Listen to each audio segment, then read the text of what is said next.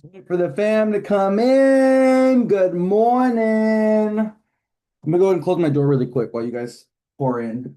Let me close the door, turn off the light in here. It's already getting hot. I'm over here in Los Angeles and it's gonna be in the hundreds. Happy Virgo season, everybody. Welcome to Virgo season. We're gonna be talking about the astrology of the week. Um, we have an eclipse coming up in Pisces in a few days. This is a very pivotal season, or more of like a conclusion, closing out season for mutable signs: Pisces, Virgo, Gemini, Sagittarius. The eclipse this week is going to be wrapping up their 18-month um, eclipse cycle that they've been dealing with Pisces and Virgo eclipses. So this is going to be our last Pisces eclipse that we're going to have for a while. Okay. And we're having that on the 27th. So we have our eclipse coming up on Thursday. It's our last Pisces eclipse. It's going to wrap up eclipse season, and then we're going to have eclipse season again next year around February, March. Okay, so we'll talk about that when we get there. But we are in the middle of eclipses, and the eclipses have definitely been eclipsing. I know of a lot, I have clients, but also people in my own personal life that have been going through some crazy things, some very, very crazy things, accidents, injuries, blowing out their back, breaking an ankle, getting a job, leaving a job. We have a lot of like Libra, Aries, Leo, Aquarius people going through big relationship changes right now. So if you are someone, you have your big three in Libra, Aries, or Leo, Aquarius. A lot of relationship stuff changing, for the fixed signs and also for cardinal signs because of the Venus Saturn opposition that we had last Friday. So, or just this past Friday. So, just a lot of movement, just a lot of activity, a lot of energetic stimulation, is one of the things I will say.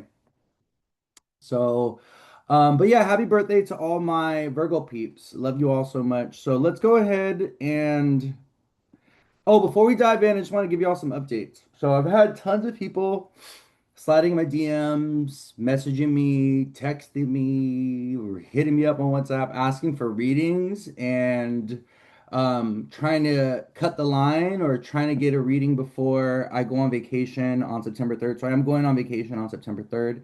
I'll be back around the last week of September. I'm going to be going to Egypt for a few weeks. I'm going to be visiting the pyramids and we're going to be sailing the Nile River and going to an oasis. So really fun, exciting experience I'm going to be having over there in Egypt. But with that in mind, what I wanted to say is I cannot get to everybody. It's just not possible. And I'm focused on my vacation. I'm feeling burnt out. I just moved a few months ago back to LA. I had to move everything. And I just need a break. I just need a break. I need a break. I need a break. I've been working a lot, I've been doing a lot of readings, especially over the last few months since June.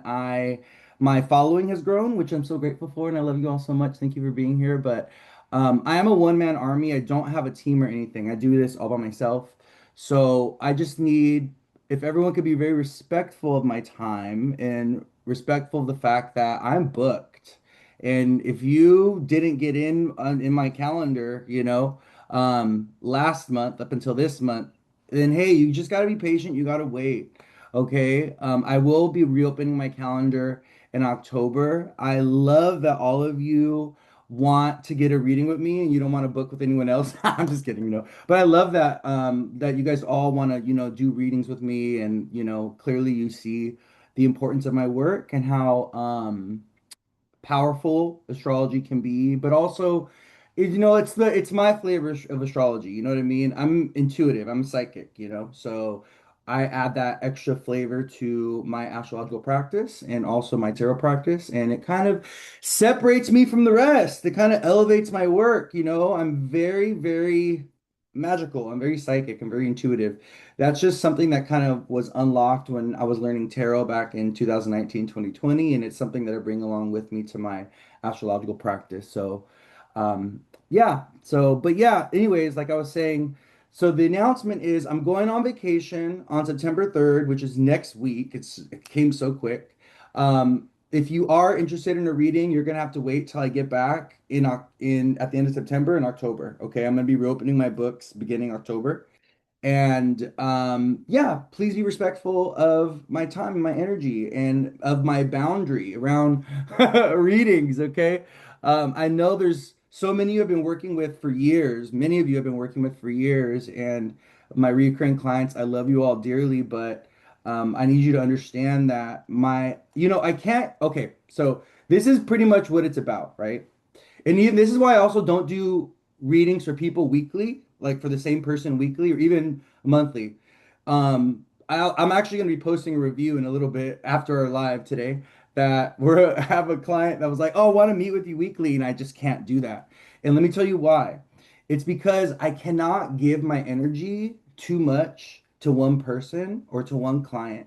And this is even like when it comes to my personal life. Like I can't give too much of my energy to one friendship. I can't give too much of my energy to a lover. I can't give too much of my energy to my family because I'm someone, and this is something I want you guys to understand as well, because obviously we're all on a different journey, right? But I'm someone that is for the world. And I'm someone that needs to have a certain level of detachment from everyone so that I'm available to everyone, so that I come into contact with as many people as possible. And this has been a very clear thing for me when it comes to my work. And this has been a clear message for me when it comes from my spirit team. They're like, you are here for everyone.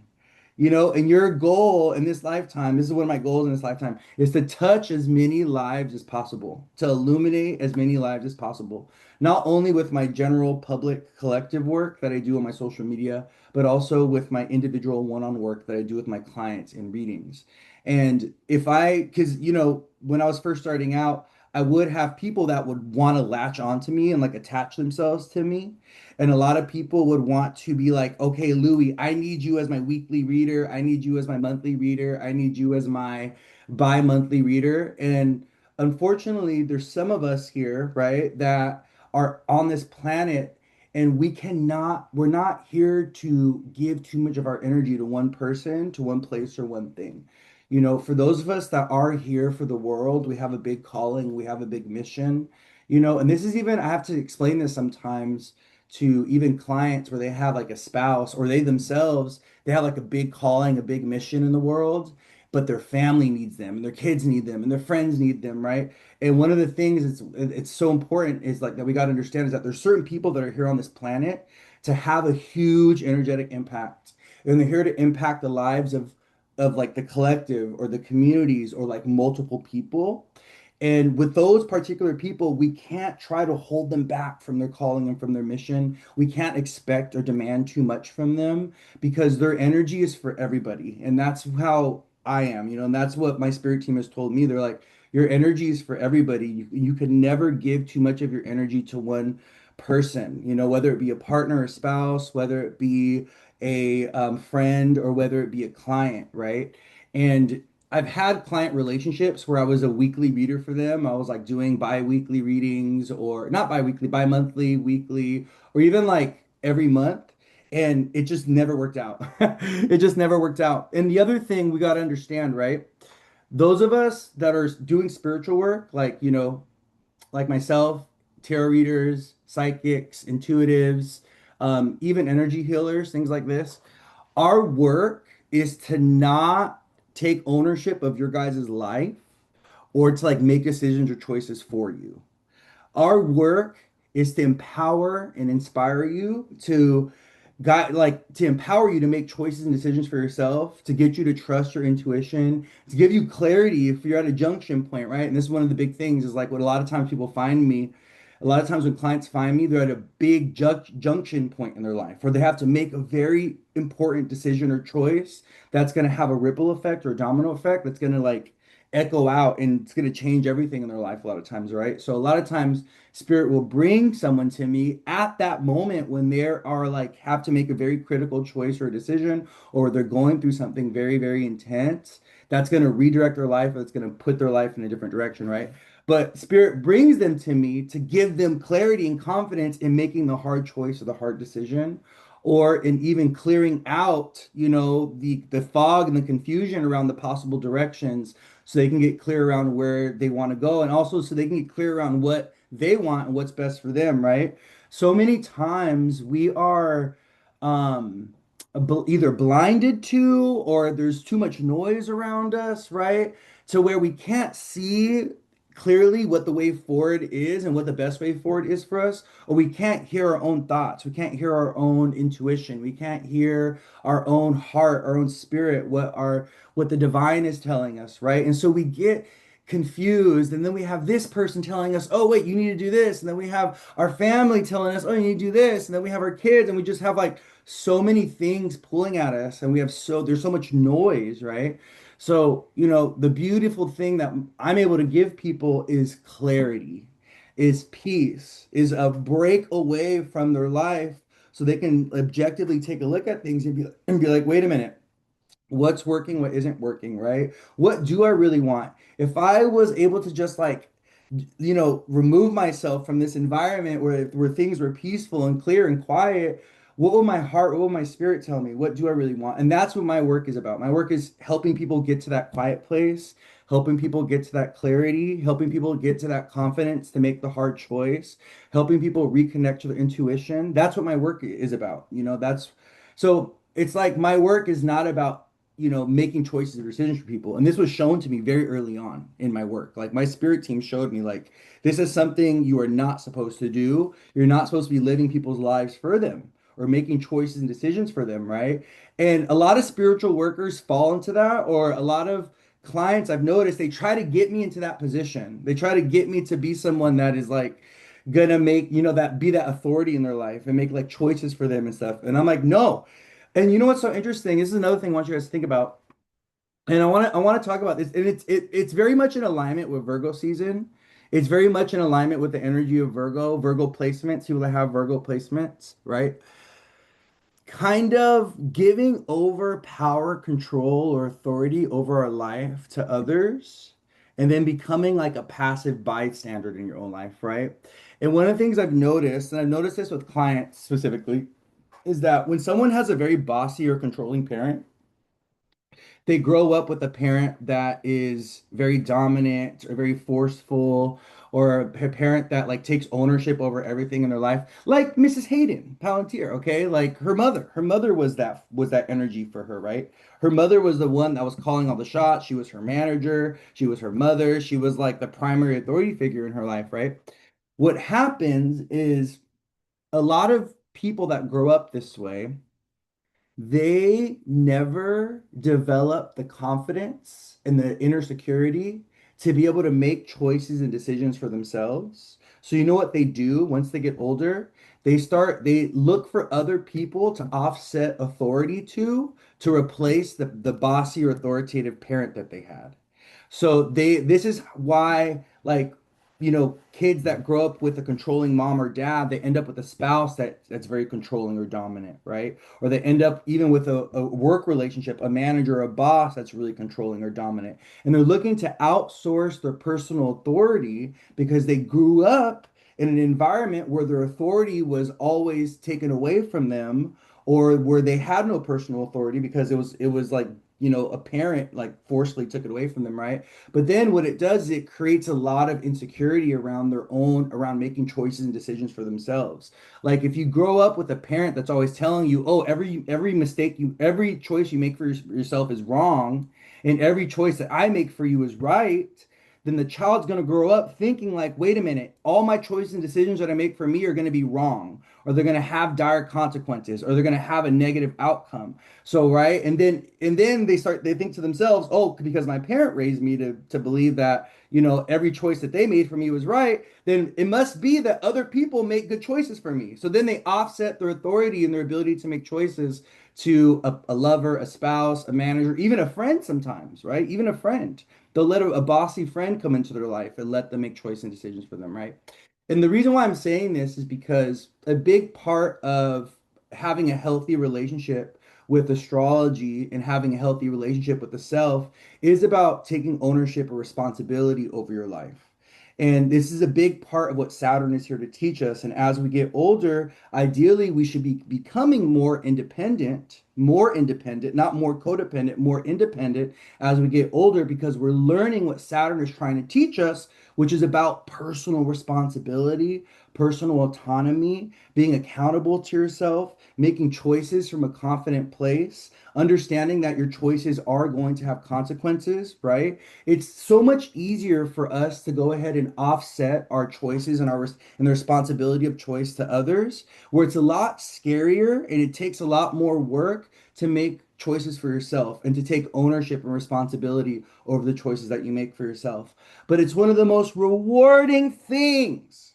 Saturn will reward you greatly. Hi, Samantha. How are you, my love? Welcome. Thank you for being here. Saturn will reward you greatly for making your own choices and decisions, for taking ownership over your life. If you want that independence, if you want that personal authority, if you want that freedom, then it's like a big part of that is taking ownership, right? And I just want you guys, I'm talking about this right now because um, I think people put a lot of pressure on spiritual workers. People put a lot of pressure on tarot readers, on astrologers to like live their life for them or to make choices for them. And that's not fair to you and that's not fair to them. Okay? It's a lot of pressure to ask someone, what is my purpose? You know, it's a lot of pressure to ask someone, hey, like I have clients that, we connect for the first time. They're like, Louis, my life is in shambles, fix my life, and like I'm like, okay, like I'll help you out, I'll do my best, but it's a lot of pressure for me to like, it's like we there's a lot of expectation that's put on us as spiritual workers, tarot readers, astrologers, intuitive psychics, things like this, right? And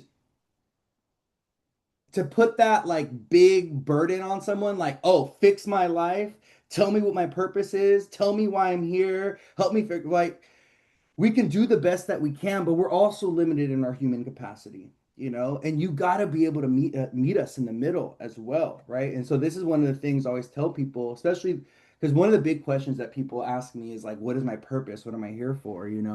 And I have a philosophy that, purpose is something that we have to cultivate and uncover and discover. And purpose is something also that we create. We create purpose and meaning in our life. It's not handed to us. It's not self-evident and it's not given to us a lot of times, right? There is an element of searching, of questing, of discovery, of and curiosity and investigation that also goes into purpose and what purpose is. And purpose is also something that is not stoic. It's not something that is cemented. It's not something that's solidified. Purpose is an evolutionary thing that changes from moment to moment. And this is one of the things I was explaining to a client. I was telling her that she's having to put everything on the back burner for her kids right now. She has like two new babies, like a 1 year old and a 3 year old, right? So her career is having to be put on the back burner and she's having to support her spouse and everything. And sometimes what happens, right? Something will come into your life and that new thing, i.e., a child, right? For some of you, when you become a parent, that thing becomes your purpose. Like being a parent, raising that baby, being present for the children, that is your purpose, right? And sometimes people don't like to hear that.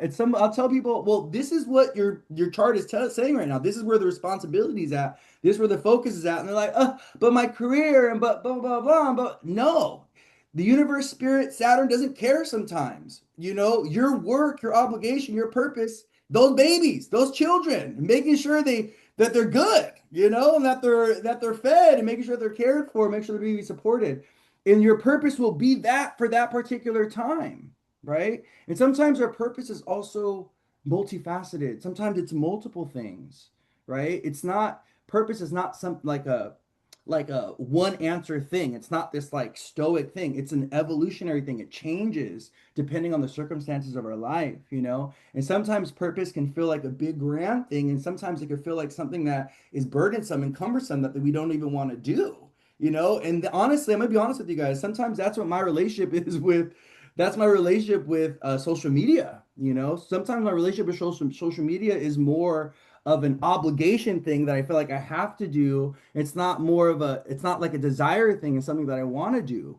And but it's like Saturn's like, I don't really care if you don't want to do the social media thing because you know why? This is how you're going to be reaching people. This is how you're going to be influencing people's lives. This is how you're going to be, I'm going to bring you people through social media. This is the avenue that clients and that a lot of the people that are meant to discover you are going to find you through. So Saturn tells me, I don't care. I have Saturn in the 10th house on the MC and a Capricorn moon. So me and Saturn are like this. I have a very strong relationship with Saturn and he talks to me and he tells me things. And one of the things that he tells me is like, I don't really care if you don't like to do this. You have to do this. It's part of your work. It's part of the commitment. It's part of the promise that you made to me before you came onto this planet. We had already agreed that you were going to come here and that you were going to be a spiritual leader, a psychic leader, an intuitive leader, astrology, something. You're going to do something in that field, right? And so I just need you to hold up your end of the bargain, right? And that's what Saturn tells me.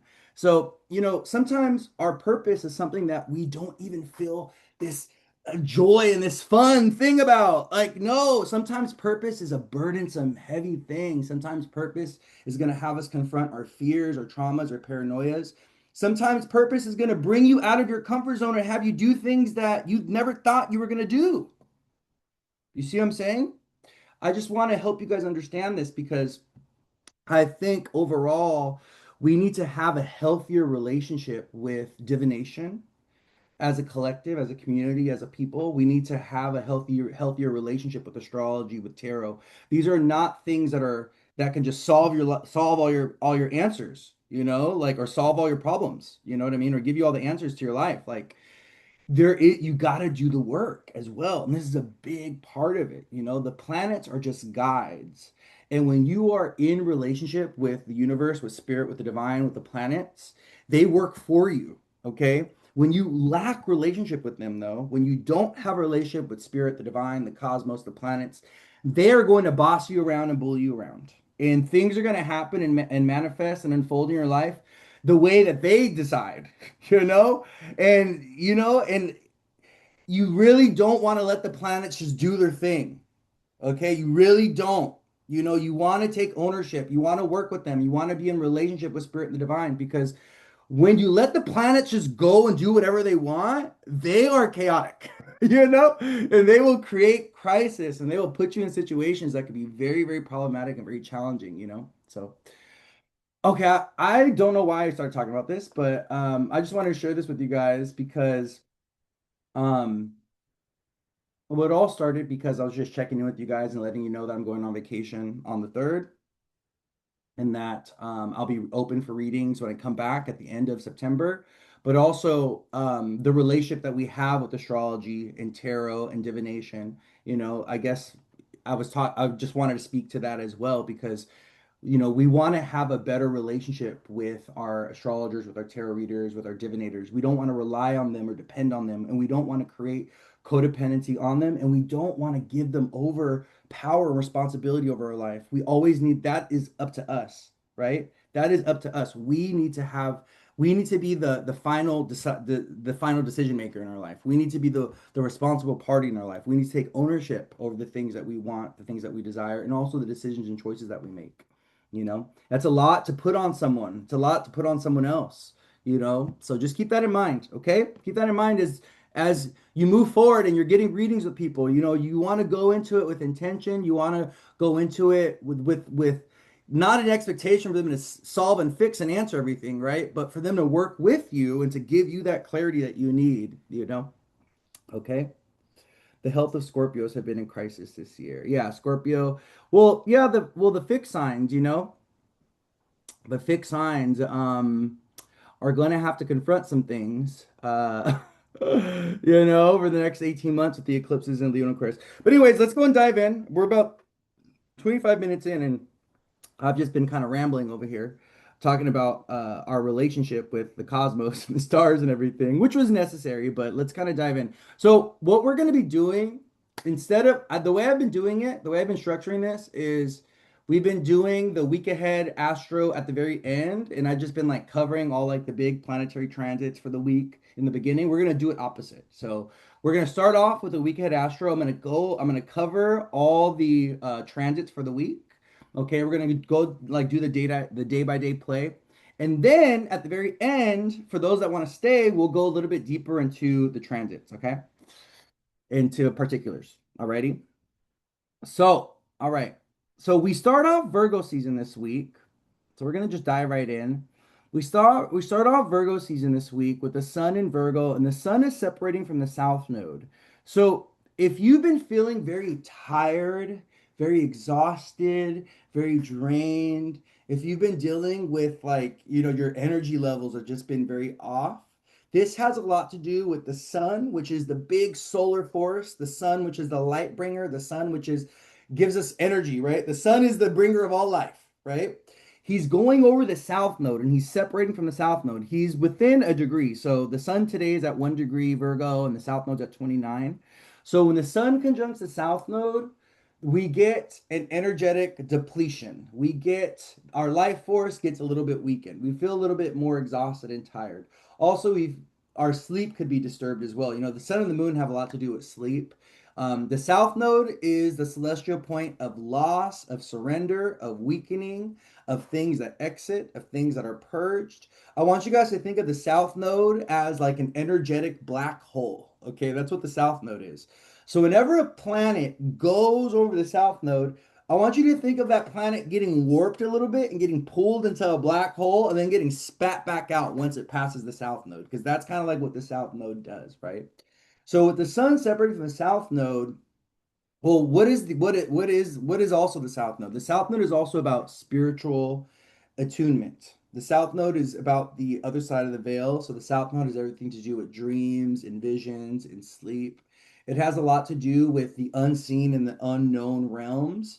Um, Folks that have a strong south node signature in their chart, they have the south node in the eighth house or the 12th house or the fourth, they will have psychic spiritual gifts that they've brought over from a past life. They'll be very intuitive, very psychic, because that's what the South Node is about too. It's about spiritual work, it's about psychic, intuitive work, things like this, right? Those are the positives of the South Node. But overall, when the sun is transiting the South Node, and we are being encouraged to release and surrender aspects of our identity. And I want to talk about identity a little bit with the Sun South Node because we're wrapping up an eclipse in Leo. We had a South Node solar eclipse in Leo on the 12th that we're wrapping up this week with our lunar eclipse in Pisces.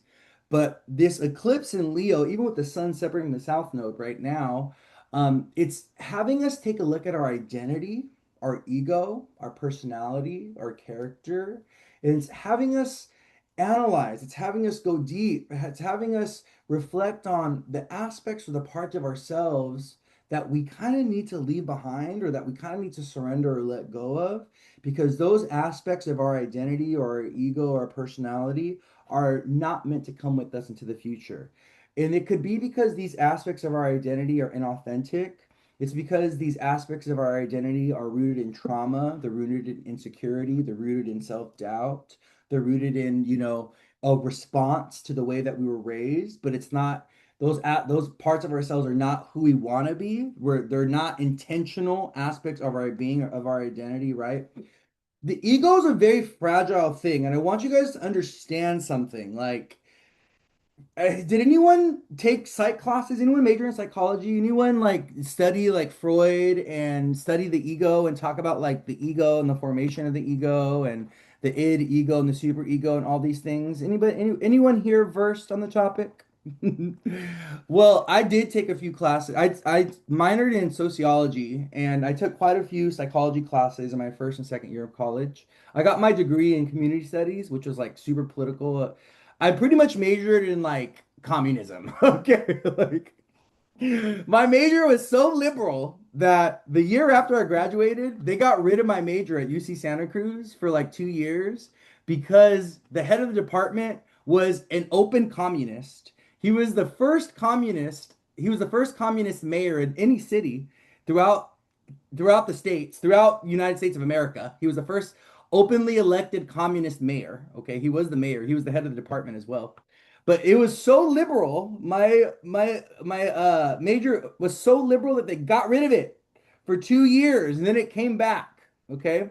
But yeah, I pretty much majored in communism, utopian societies. Uh yeah, I was reading all that. So, anyways, going back to what I was saying about the ego is a creation of the self. And the ego is who you think you are, but it's not actually who you are.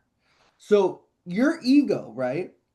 The ego, which is the sun within us, which is the sun comes back to the ego, right?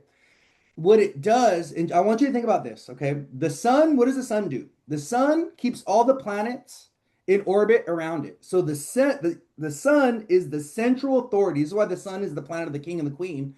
The sun is the central authority that keeps all the planets around it.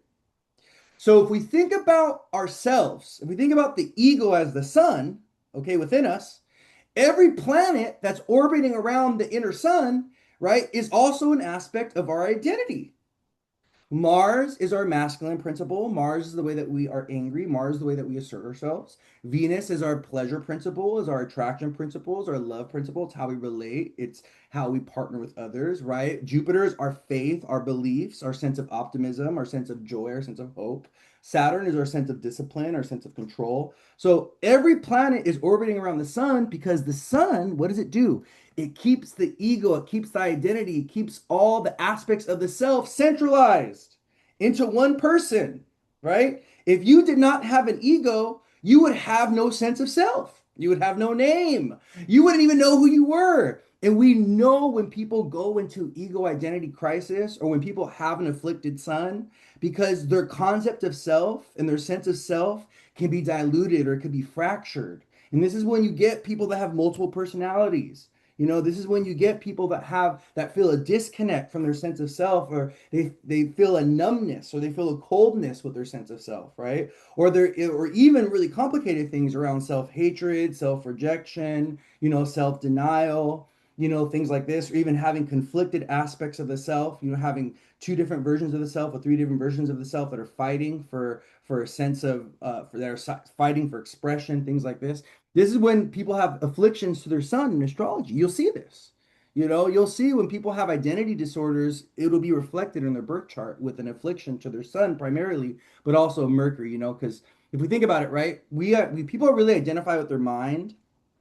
People identify with their mind the most because the sun and Mercury are the closest planet. Mercury is the closest planet to the sun, right? So the sun is a planet of ego and identity. Mercury is a planet of the mind. The fact that Mercury is so close to the sun is also why when you ask someone, oh, where are you at? When you point to where you're at in your body, half the people are going to point to their heart, and other half of the people are going to point to their head, their brain, because Sun Mercury is so close together in the sky, right? So with that in mind, though, because we're in a solar eclipse in Leo cycle, right? We're wrapping that up this week, but we have the sun also going over the south node. This can bring identity crisis. This can bring a little bit of like chaos. This can bring a little bit of like, wait a minute, who am I? Where am I going? What am I doing? What parts about myself are like not true, authentic to me? What parts about myself are holding me back? And where do I need to become more authentic and more true to myself? Where do I need to become more honest with myself? Where do I need to become more confident? Where do I need to become more aggressive? Where do I need to become more whatever, whatever, right? Oh, someone said there's no sound. Hold on.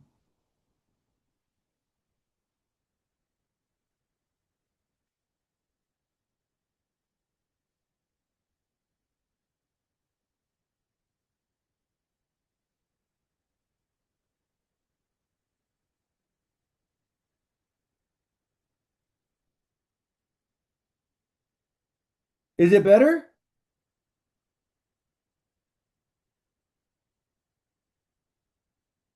Hold on, give me a second. I'm gonna pause it over here on is it better on here? Okay, you can hear me now? Okay, cool. Awesome. Yeah, I don't know what happened. That was weird. When did it cut off? What was I saying when it cut off?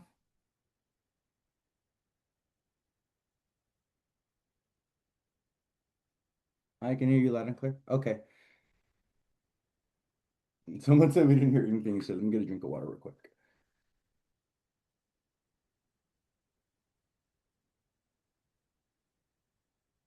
Oh, Sun Mercury people have split personalities. Yeah.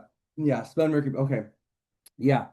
So we're in this time where we're having to ask ourselves like where are we in terms of with our relationship with our own identity, right? What parts about ourselves do we need to like purge, or what aspects of identity of the self are inauthentic or not true to the self?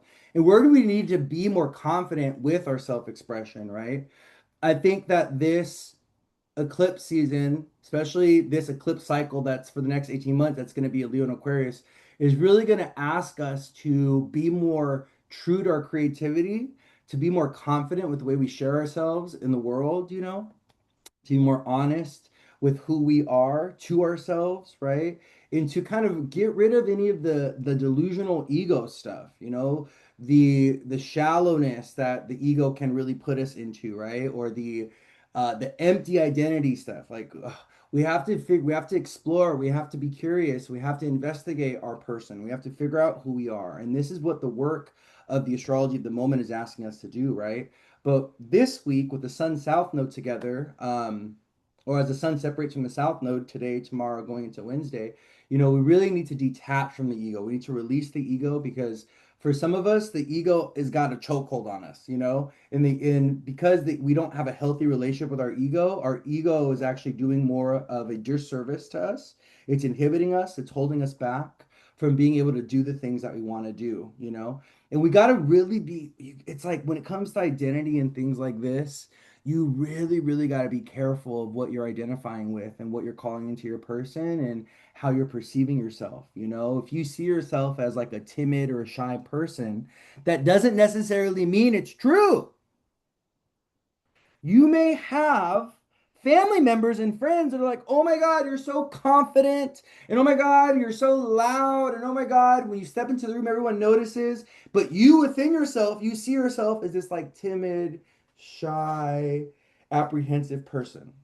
Even though in experience with people actually seeing you, they're like, wait a minute, that is not true. So the thing is the way we perceive ourselves in our own relationship with identity and ego, right, does not necessarily reflect the truth of who we are, the truth of our being. It's all about self-perception, right? So it requires kind of like a detachment from the ego. You need to really separate yourself from yourself. You need to take a look at yourself from a bird's eye view to be able to be like, wait a minute, am I actually seeing myself clearly? Is this actually like who I am? Someone said ego death, but what is an ego death, right? Like, what is that? What is an ego death? We could talk about ego death all day. What is the death of an ego? Let me tell you why an ego death is so scary and why it's so full of anxiety. It's like paranoid and it's like crazy. People can feel crazy when they're going through an ego death because your ego is the central unifying force of self.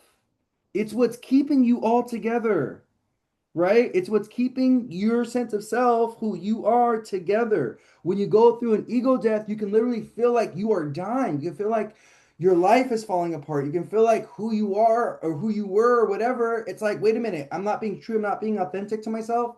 Oh my gosh, who am I? Crisis, chaos, psychosis, right?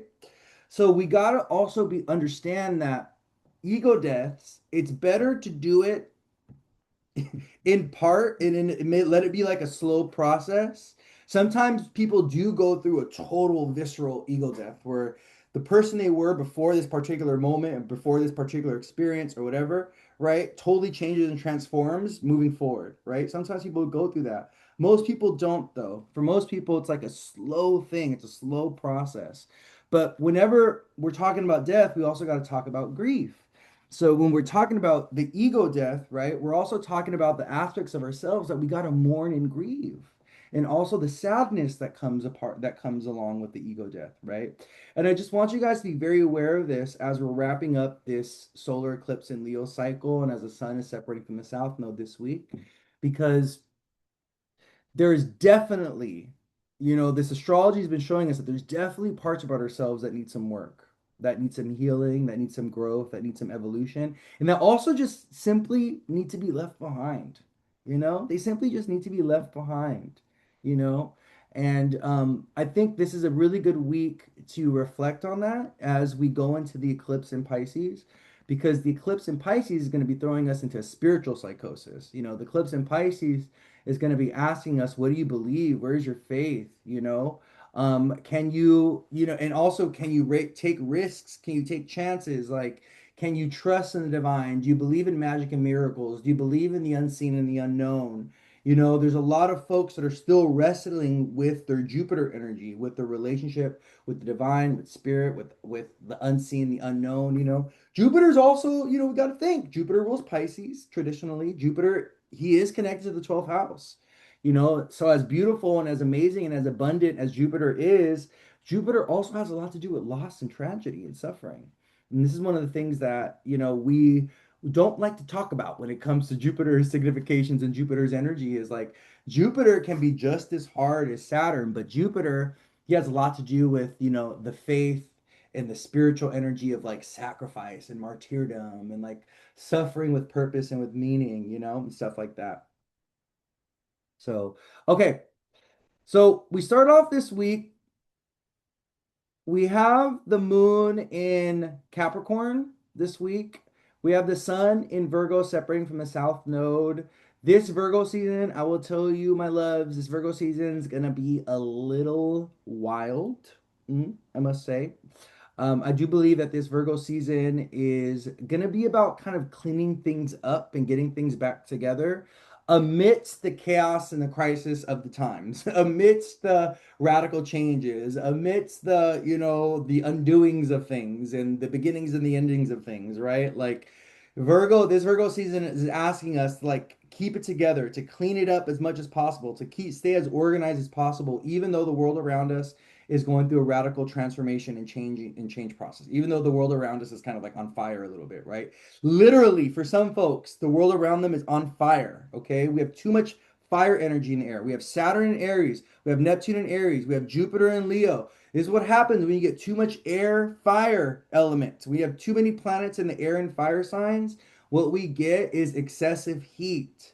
What we get is fire. What we get is also the releasing of pressure. This is another thing that came to me this weekend is Mother Earth is releasing pressure.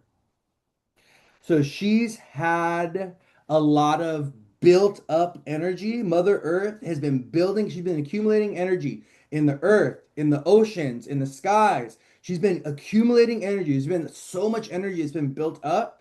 And now she's coming to that breaking point where she's releasing and clearing the energy out. So this is why we're seeing the earthquakes. This is why we're seeing the volcanoes. This is why we're seeing the really intense weather stuff happening. This is why we're seeing like like extreme weather, because Mother Earth has accumulated so much energy and now she's got to let it all out. She's got to release it. So it's coming out in these like moments, right? So I just want you guys to think about this because we are going to continue to see an intensification of like the weather, and this eclipse season is or this eclipse is going to intensify things associated with water and storms.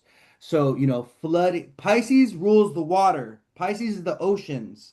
Pisces is flooded.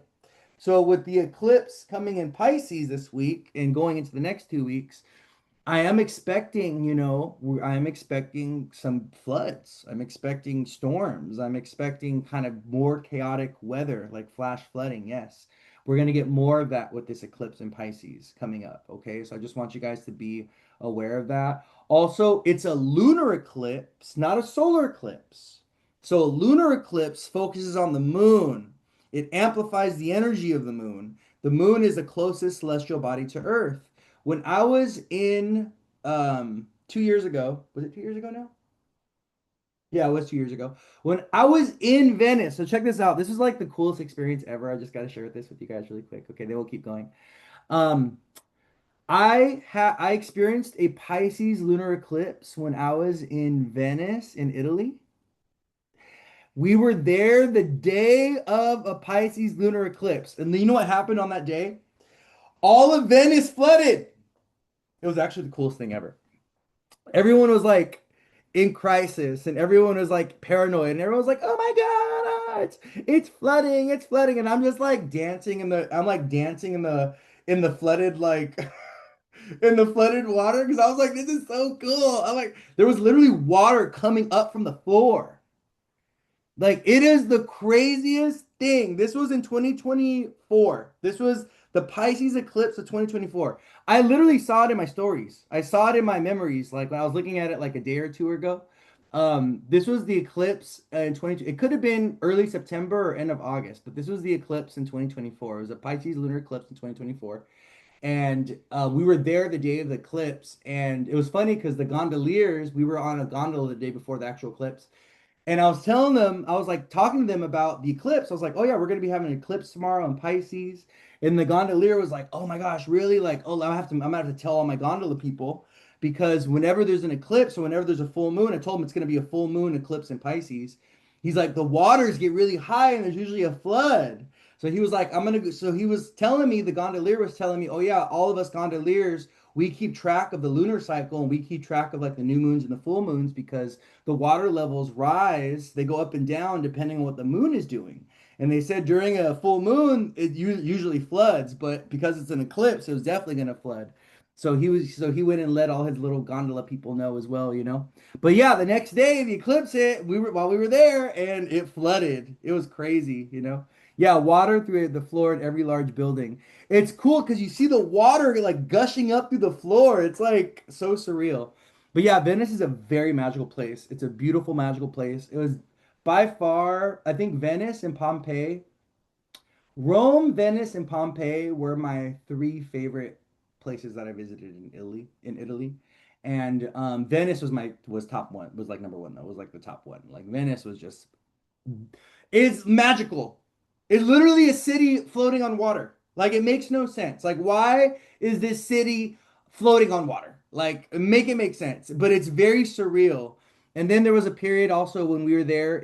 I think we went in the morning because yeah, there was I think it was our first or second day there. We were there in the morning and it was foggy, like super foggy, and it was like a quiet, mystical fog throughout like all the city streets. And because we went early, there was like no one there yet. And it was like super quiet. And it was just like such a magical moment. It was so beautiful, you know. Highly recommend if you have an opportunity to go to Venice, to just go do an Italy trip. But if you have an opportunity to go to Venice, definitely go to Venice because it's sinking. Okay.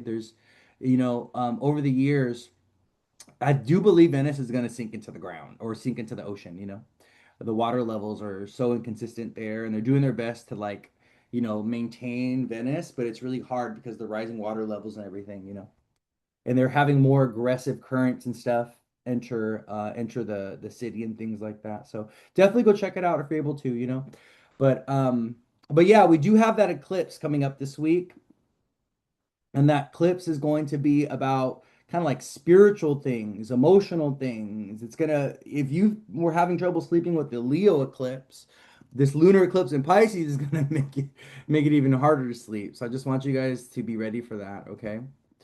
All right. Sorry, I keep going on these little tangents. I'm just so excited to talk to you guys. I feel like I haven't talked to you guys in a while, even though it was just a week ago. There's just been a lot going on also with the eclipses. But okay, so let's like talk about the week, okay? Because I'm kind of just babbling here. I'm a little scattered today. Going through my lunar return actually. The moon's in Capricorn at 21, and I have a 24-degree Capricorn moon, so it's really interesting how I am going through my lunar return. And I also went to a family event yesterday, so we did a little family birthday party for all the Leos and Virgos in my family. We have so many Leos and Virgos in my family. It's like ridiculous. We have so many Leos and Virgos in my family that we're actually able to have like a big birthday party for all of them. And we're like tons of people show up because that's how many Virgos and Leos we have in our family. My dad's a Leo, my mom's a Virgo and my dad's a Leo. So it's just really funny to see that. Um, all right. So Capricorn moon today and tomorrow. Sorry. Actually today. So we're wrapping up the moon in Capricorn today. Um, we could have had some injury though. I have a friend that got injured yesterday. Um, Saturday evening, going into Sunday of this past week, we had the moon in Capricorn opposite Mars. And one of the things I want you guys to be mindful of whenever you see the moon, so when I talk about moon aspecting Mars, especially with a square or an opposition, like moon opposite Mars or moon square Mars, I want you guys to not only be mindful of arguments and fights, but also injuries. I have a friend that got injured yesterday during the moon Mars opposition. And Mars is a planet that brings, oh, I have a friend that also broke their ankle yesterday. Or it was like, I think it was yesterday. It could have been yesterday morning, but I have a friend that broke their ankle yesterday too. So it's crazy how, look at Abundant Soul Mama said that their mom fractured their ankle yesterday. Yeah, it's so crazy because that's the same thing happened to my friend. But yeah, so yesterday what we had is we had the moon in Capricorn opposing Mars in Cancer. And sometimes hiking is a Capricorn thing. So that's interesting how your mom was hiking, Moon in Capricorn opposite Mars in Cancer. My friend ended up tripping and breaking their ankle at home, which is Mars in Cancer. So Capricorn is the mountain. Capricorn is hiking. Cancer is home, what you're doing at home, right? So my friend ended up breaking their ankle at home. We had Abundant Soul Mama's mom go on a hike and break her ankle. Okay. And Moon Mars. So when moon is opposite Mars, accidents and injury could happen. So so if you are gonna have a Mars transit, and this is one of the things that's like you gotta like take a look at this. You always want to track when Mars is aspecting your sun or your moon, especially. But if you're gonna go through like a Mars Saturn square, Mars Saturn opposition, let's say Mars is coming in to conjoin your Saturn, or let's say you have Mars and Saturn's coming in to oppose your Mars. Okay, you really want to track what Mars is doing. Because I'm going to tell you why. Mars, he brings inflammation, he brings accidents and injuries, he brings infection, he brings disease, he brings heat, so he causes fevers, right? He also, he's connected to parasites and viruses and bacteria. Mars rules over Scorpio, which is the sign of infection, the sign of disease, right? So we always want to think Mars is a planet that has a lot to do with health, and he creates health problems and health issues, but he also burns us, he shoots us, he stabs us, he gets us in car accidents, he has us trip and fall, he injures us. These are all Mars things. These are all things that Mars does. Mars is the violent, angry, dangerous planet. Mars is the planet that will hurt us, will cause you pain, right? As a Cancer rising, I broke out an allergic reaction. Hives, yeah. Mars hives, heat.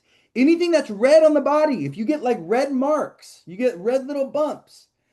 Mars is the color what? Red. Mars is the great red angry planet, right? So when you get inflammation, when you get red marks, red lumps, red stuff, you get a bug bite even, that's Mars. That's all Mars. That's Mars things, right?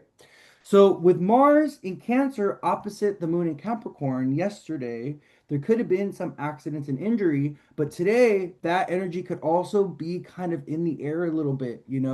We want to be very mindful of Mars in Cancer. Mars is fallen in the sign of Cancer, okay? Mars, he causes emotional distress.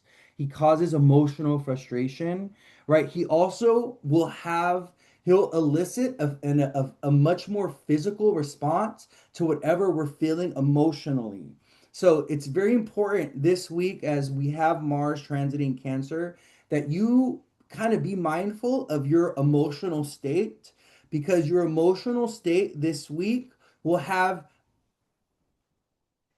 if you have a severe emotional like thing, like let's say you get super angry, let's say you get super depressed, you get super sad, let's say you get super frustrated about something, your body is more prone to having an intense physical reaction to whatever intense emotional thing that you're feeling. Okay, I'm trying to put this into words. I'm struggling a little bit, okay? But I'm trying to put the Mercury's on the south node right now, so but our body is more physically prone to reacting to our emotions. That's what I'm trying to say. Okay. So this week with Mars in Cancer, all right, I want you guys to be very, very mindful of your emotional state and also your emotional reaction to things. You can have an emotional reaction to things that can be very physical. It can leave your stomach feeling sick. You can break out in hives. You can break out in something. You can have some kind of inflammation thing get triggered by the Mars in Cancer, especially to the physical form of the body. Okay. We're in the middle of eclipse season. We have an eclipse in Pisces coming up. That's going to be a lunar eclipse in Pisces. The moon is a significator of the body.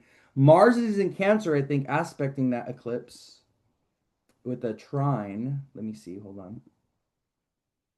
Mars is going to be in Cancer for another like two and a half, another 3 weeks.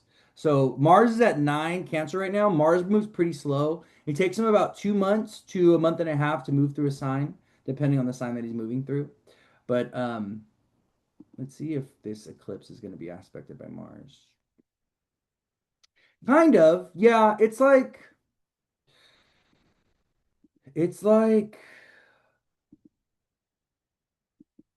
hold on. Yeah, it's within 6 degrees. It's a trine though. So it's a trine. So it's a trine. So it's good, We do have Mars square. Oh, we have Mars square Saturn though. So I'll talk about that. Okay.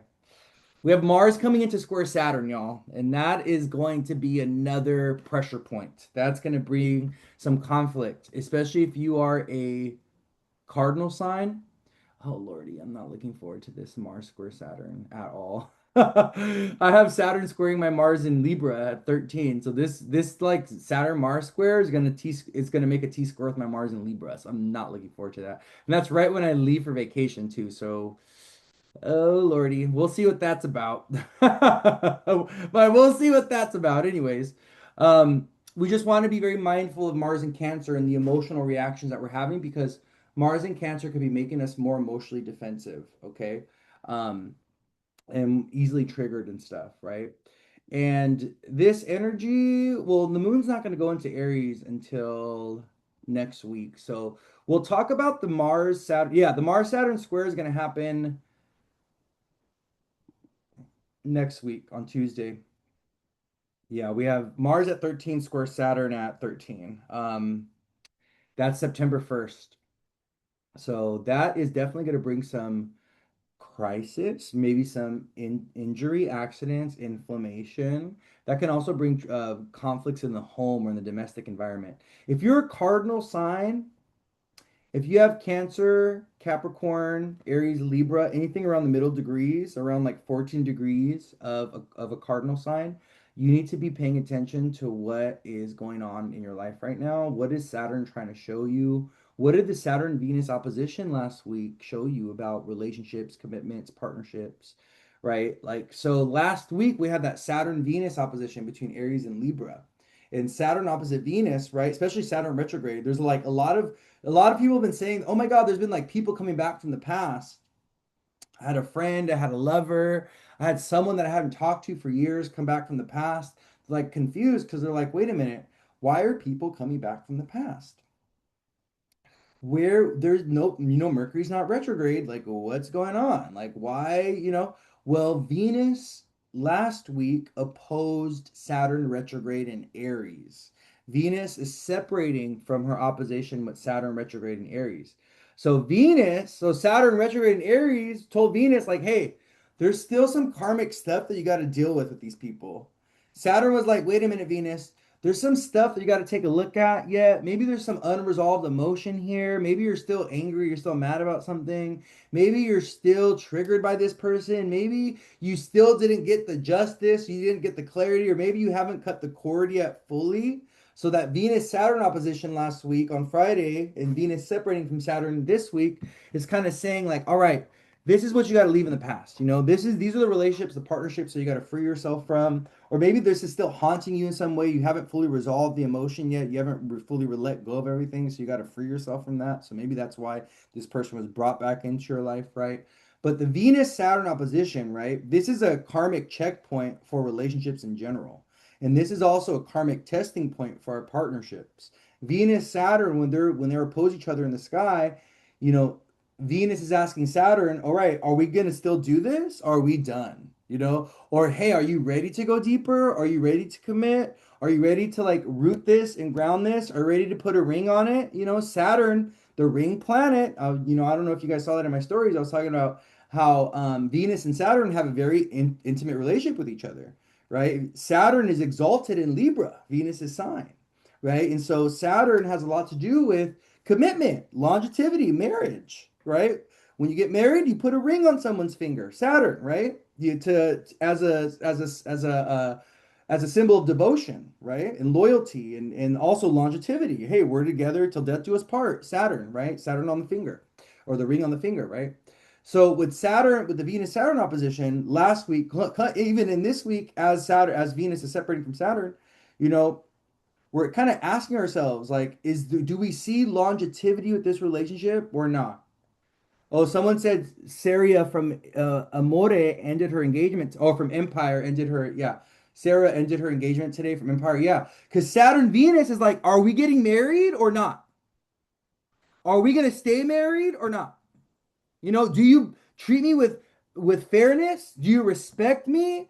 Do you respect the boundaries of our relationship? Saturn boundaries, Venus relationship. Do you respect the boundaries of our relationship? Do you respect the rules of our relationship, right? Do you treat me with fairness, with respect, with loyalty, with devotion? Do you give me that or not? If you don't give me that, then bye. I'm good. I'm gonna free myself. I'm gonna liberate myself, right? Yeah, someone said that there's rumors of Jay-Z and Beyonce splitting. Someone said that the relationship ended Friday. Well, that was a perfect day to end the relationship because of the Venus Saturn opposition that went exact on Friday, right? We had Venus at 14 opposite Saturn at 14 on Friday. And what is 14 degrees in degree theory? 14 is Taurus. It's a double Venus degree, right? So the Venus Saturn opposition, because Venus is in Libra and because it happened at a Taurus degree, is extra Venusian. The other thing that I want to say about the Venus Saturn opposition, though, because it did happen at a Taurus degree, we've also been seeing a lot of stories around food gone bad or like poisoned or corrupted food. We're going to see that with this eclipse in Pisces as well. So you guys want to be on alert for like the toxic foods that, like now it's like blueberries, Like there's been so many. It was the lettuce and it was the blueberries and then it was strawberries, I think. Let's see, recalled foods US. There's like so many right now. Blueberries, eggs, jalapenos, dog food, guacamole, granola. Here's a list. They're like, here's a list. We had more than 1 million eggs recalled last month. You know what planet rules over eggs? You guys know? Come on, this is an easy one. This is an easy one. What planet rules over eggs? And why would we get a recall of eggs around an eclipse? Around a Leo eclipse? Why would we get a recall of eggs? Anyone know? What planet rules eggs? The moon. Yes, the moon. Clearly, right? An egg is a lunar thing. Eggs are ruled by the moon in general, right? Anything that is an egg, anything that's a womb, anything that's connected to mothers and babies, that is the moon, right? So what happened? We had a solar eclipse in Leo that burnt out the moon. So what did we get? Toxic eggs, right? We got eggs that were toxic. That's what happens. Someone said this country sucks. So thinking about going to Vietnam on a tourist visa and staying a month or two to focus on their health. I know, yeah, the states right now are not doing great. The states are not in a good condition right now. But anyways, we want to be very mindful of our body and our food and what we're putting in the body during this eclipse season. But the Saturn Venus opposition, right, at a Taurus degree has everything to do with toxic foods. Also, Saturn opposite Venus, money things, money matters, relationship with money. This is also being echoed by the fact that Chiron is retrograde in Taurus. Chiron is just beginning his journey in Taurus, right? And Chiron in Taurus is going to be about this karmic wound with like food that we're going to experience as a collective, like toxic foods, unhealthy foods, a breakdown in the food system, but also with money and wealth and security and safety and stability. Chiron in Taurus, the last time Chiron was in Taurus was during the Great Depression. So I just want you guys to prepare yourselves for this very strange time to where we kind of like we've been taking things for granted, y'all. Especially if you're in the States, the fact that everything has been like, oh, we've had abundance of food and like, there's been security and there's been like jobs and like, well, obviously, the last 15 years, it's been a slow dwindle of that, of like good stuff, We've been seeing like, breakdown of the housing or the housing market, the housing bubble popped in 2008. We've been seeing inflation, like all this, all just really bad economic stuff happening, right? But it's setting the stage. All that stuff was setting the stage for Chiron and Taurus and what Chiron and Taurus was going to be about, which is, a really tough time financially for us collectively, not only when it comes to food, but also when it comes to money.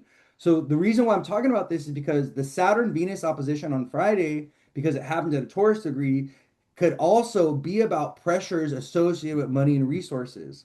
It could also be about financial exchanges or legal exchanges where money is involved in some type of way. So this is like, wait, this person owes me money. I got to take them to court, This I'm waiting for this company to pay me, you know what I mean? Why hasn't this insurance company paid me for X, Y, and Z? Now I'm gonna have to take them to court. I'm gonna have to go and pursue that, right? So we also want to just keep in mind that this Venus Saturn opposition, because it happened at a Taurus degree, was also about money and resources, or it could have been about money and resources in some type of way, and also new contracts. So that's another thing is like Venus opposite Saturn also has a lot to do with signing of new contracts, new business partnerships, new negotiations, also people renegotiating contracts with others. So this could have also been about like, oh, we had a certain contract for X, Y, and Z, and now we're going to update it, or now we're going to renew it or something, right? So also people signing new leases and stuff like that. We're at the end of a month, so we're going to see people like signing new lease agreements and things like this, right? So things to keep in mind from last week going into this week, okay? All right. So Moon in Capricorn today has us, oh, yesterday and today, Moon separating from Mars, Moon wrapping up a Capricorn today, has us kind of taking a look at our business, taking a look at our things that are serious or things that we kind of need to get done. So if you have something that you need to get done today, you got to go to the bank and do some business today. Today's definitely a good day to do it. Moon in Capricorn supports obligation, responsibility. Sometimes when the moon's transiting Capricorn, we may have to make a sacrifice for someone. So like someone may need our help or may need our support. There may be some kind of burden or some kind of responsibility that comes our way. So we got to help or support someone. So just be mindful of that today, okay? Tomorrow, though, so, oh yeah, and one more thing. So tomorrow the moon goes into Aquarius, okay? The moon's gonna hit Pluto. But because we have the nodes on the Leo Aquarius axis, these are parts of the body that could be very vulnerable. And these are parts of the body that we can experience injury around, especially over the next 18 months with this eclipse season that kind of initiates us and pushes us into the Leo Aquarius eclipses. I want you guys to be very mindful of the parts of the body ruled by Leo and Aquarius. Your cardiovascular system, your calves, your ankles, your heart, your back, your spine, your upper back, your lower back, okay? Your blood pressure, these are all things connected to Aquarius and Leo. The electricity of the heart, the electrical impulses that keep the heart going, have everything to do with the axis of Aquarius and Leo. If you know someone who already has back issues, they already have spinal issues, they have issues with their calves or with their ankles, they already got like bad ankles, bad calves, whatever, you need to let them know to be very careful, okay? Also, if you are someone that has your sun, moon, or rising in Aquarius or Leo, okay, you got a lot going on in Aquarius or Leo, you need to be very mindful with this eclipse energy, okay, because you do not want these areas of the body to get injured, all right? And sometimes it's a karmic thing. Sometimes you can't help it, Sometimes the energy needs somewhere to go, and it will target you, it'll blast your back out. It'll go ahead and target your ankles. It's really hard to say sometimes, right? Like my friend that ended up, breaking their ankle yesterday. It's hard to say, like, like how much power control did you have over that? You know what I mean?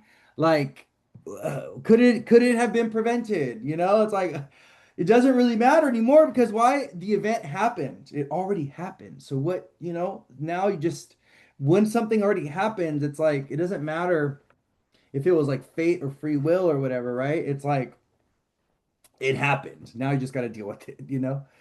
This live started at 9 o'clock, so we've been here for about an hour. Okay, I've been just like kind of rambling. We're feeling a little ADD today. It's okay. It's fine. Um, Mercury's in Leo. I think Mercury's like squaring my Venus, or Mercury's trining my Jupiter. I think Mercury's trining my Jupiter, so I'm just feeling like very a little erratic today. Very energized, but that's fine. A little bouncing around everywhere. But anyways, so with the moon going into Aquarius on Tuesday. Hold on, wait a minute. Where are we at today? No, the moon's gonna be in Capricorn.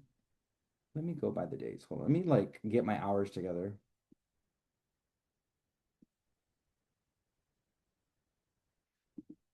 The moon's wrapping up in Capricorn tomorrow. So, oh, I was in 2027 for some reason. I'm sorry, y'all. I'm back in the right year. Okay. Oh, okay, yeah. So tomorrow it's gonna be in the morning time. It's gonna be around 10 a.m. 10 a.m. PST that the moon goes into Aquarius. I'm gonna be doing timestamps on YouTube as well. This will be uploaded to YouTube, okay? I promise you, as time goes on, y'all, these are only gonna get better. All right, these are gonna get more crisp and more clear. And I'm gonna be looking in a few months. I'm gonna be looking for a video editor as well to kind of help me with my content. I'm gonna be putting a team together, so I'm gonna be putting a little bit of a team together so I could grow my work. Because what Spirit is showing me what they've been showing me for the last like year and a half is if I want my work to grow or want my page and everything to grow, I can't do it by myself anymore. I need like a team. I need help. So they're like telling me you need this person and you need this person and you need this person. My spirit team has been telling me this. So we're gonna be doing that. So we're gonna be investing more in the quality of the content. Okay. But on Tuesday morning, 10 a.m. Pacific time, the moon goes into Aquarius. And I want to talk about this because the moon in Aquarius, Tuesday, Wednesday, and Thursday, leading into our lunar eclipse in Pisces, the moon in Aquarius, it wraps up the solar eclipse in Leo cycle. So because the moon in Aquarius is wrapping up the solar eclipse in Leo cycle, Tuesday, starting at 10 a.m., Wednesday and Thursday can be a little erratic, can be a little chaotic. We can have a mixture of the good and the bad, you know? So I just want you guys to be mindful of this. Some people are being exalted and doors are being opened and they're being thrusted into the limelight and they're being moved forward into their future timeline in a very positive, fun, exciting way, where other people are experiencing a little bit of like more of like a loss or a tragedy or a hardship, or there's like something that is being removed from their life, or there's something that's being taken away from them, or there's something that's being purged and released. Okay. And some people are experiencing both of these simultaneously. There's like something new coming in and something also leaving their life, or they're like right in the middle of a transitionary point in their life, right? Well, because Wednesday because Tuesday, Wednesday, and Thursday we have the moon in Aquarius, and it's wrapping up our solar eclipse and Leo energy. It's building us up into our lunar eclipse and Pisces energy. But this is, right? This is a moon that's on its way to being full. So the lunar eclipse is a full moon. A solar eclipse is a new moon. So a full moon lunar eclipse is going to bring things to light. It's going to illuminate things. It's going to bring things to the surface. It's also going to bring things to culmination or completion. There could be something that is finished out, something that is wrapped up with this eclipse season, something that gets closed out, something that comes to an end. It doesn't have to be like a dramatic, intense thing. It could just be like, whoa, Oh yeah, I'm graduating. This is my last semester. Or this is my last whatever, whatever. This is my last something, right? I just want you guys to think about that. But it can be around these days where the moon's in Aquarius because it's technically the last sign. It's the sixth house energy to our solar eclipse in Leo. And then it's like, oh, I'm sorry, the seventh house energy to our solar eclipse in Leo. And then it initiates us into our lunar eclipse in Pisces, which is going to be happening on Thursday, right? Right at the beginning degrees of Pisces. Like it's going to be at 4 Pisces, the Sun and Mercury are going to be at 4 Virgo. It's actually a Cazimi as well. So we'll talk about that eclipse when I get there. But I just want you guys to be mindful of, Tuesday, Wednesday, Thursday, the moon going through Aquarius and kind of like the eclipse energy showing up again, the Leo eclipse energy showing up again in a way that could be very volatile. It could kind of like propel us, it can move us forward, but it can also have us wrap something up or walk away from something or release something. So on Tuesday, though, at around 10 a.m., when the moon goes into Aquarius, the moon's going to conjoin Pluto and the moon's going to square Chiron. So Tuesday morning can be it could bring up some woundedness. It can also bring up moments of healing. It can bring up moments of like intense release or purging. We can also feel like can also feel like we want to go deep with someone. We want to reveal something, or someone may want to tell us something on Tuesday that could be secretive, or could be something that they've been carrying on their chest for a long period of time, right? Or we want to address something politically with somebody on Tuesday as well, with the moon conjoining Pluto and the moon squaring Chiron and Taurus.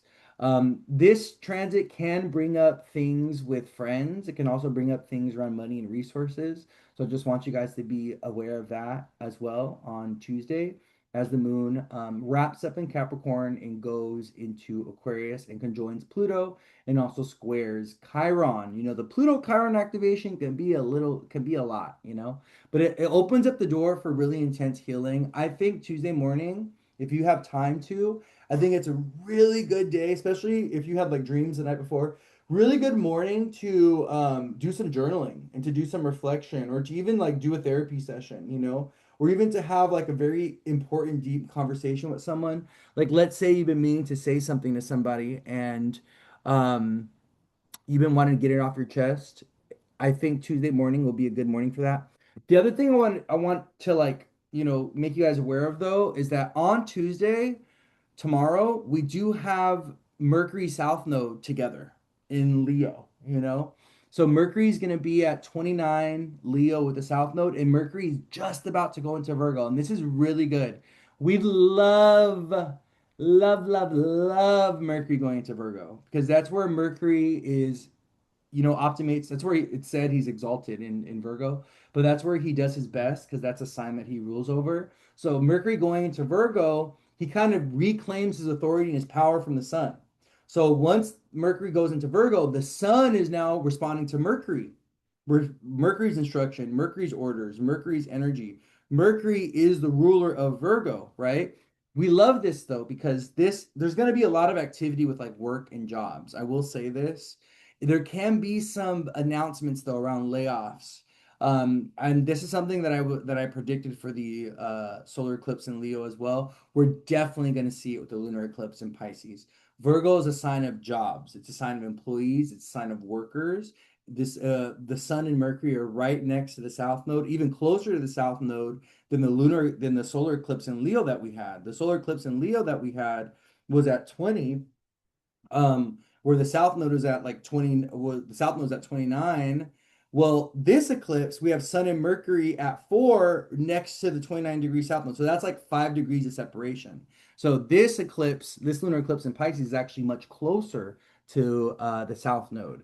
So we are going, well, not the eclipse itself.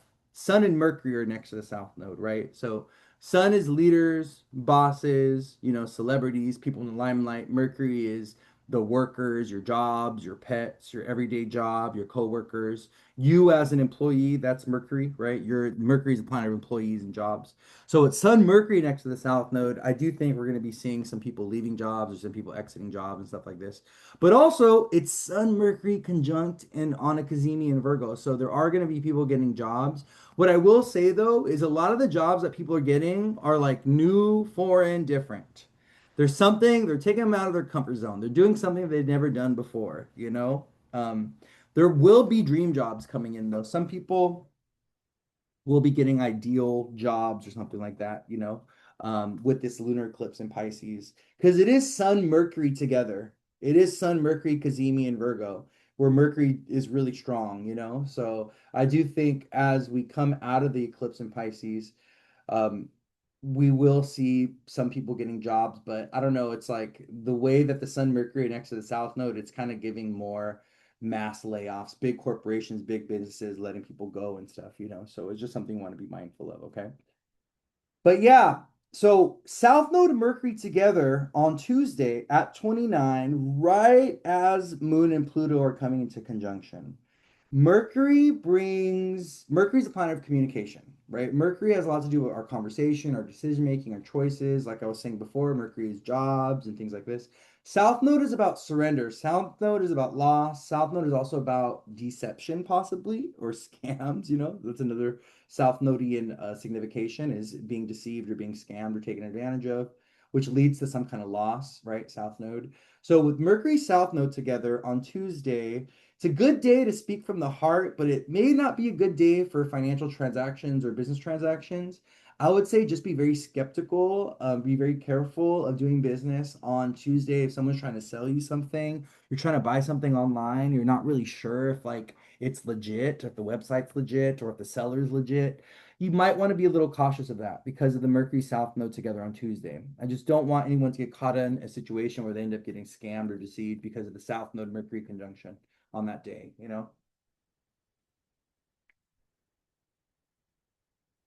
Um, South Node Mercury lends to deceit or dishonesty or lies. Okay. Um, Someone said, what about today? No, today's a good day.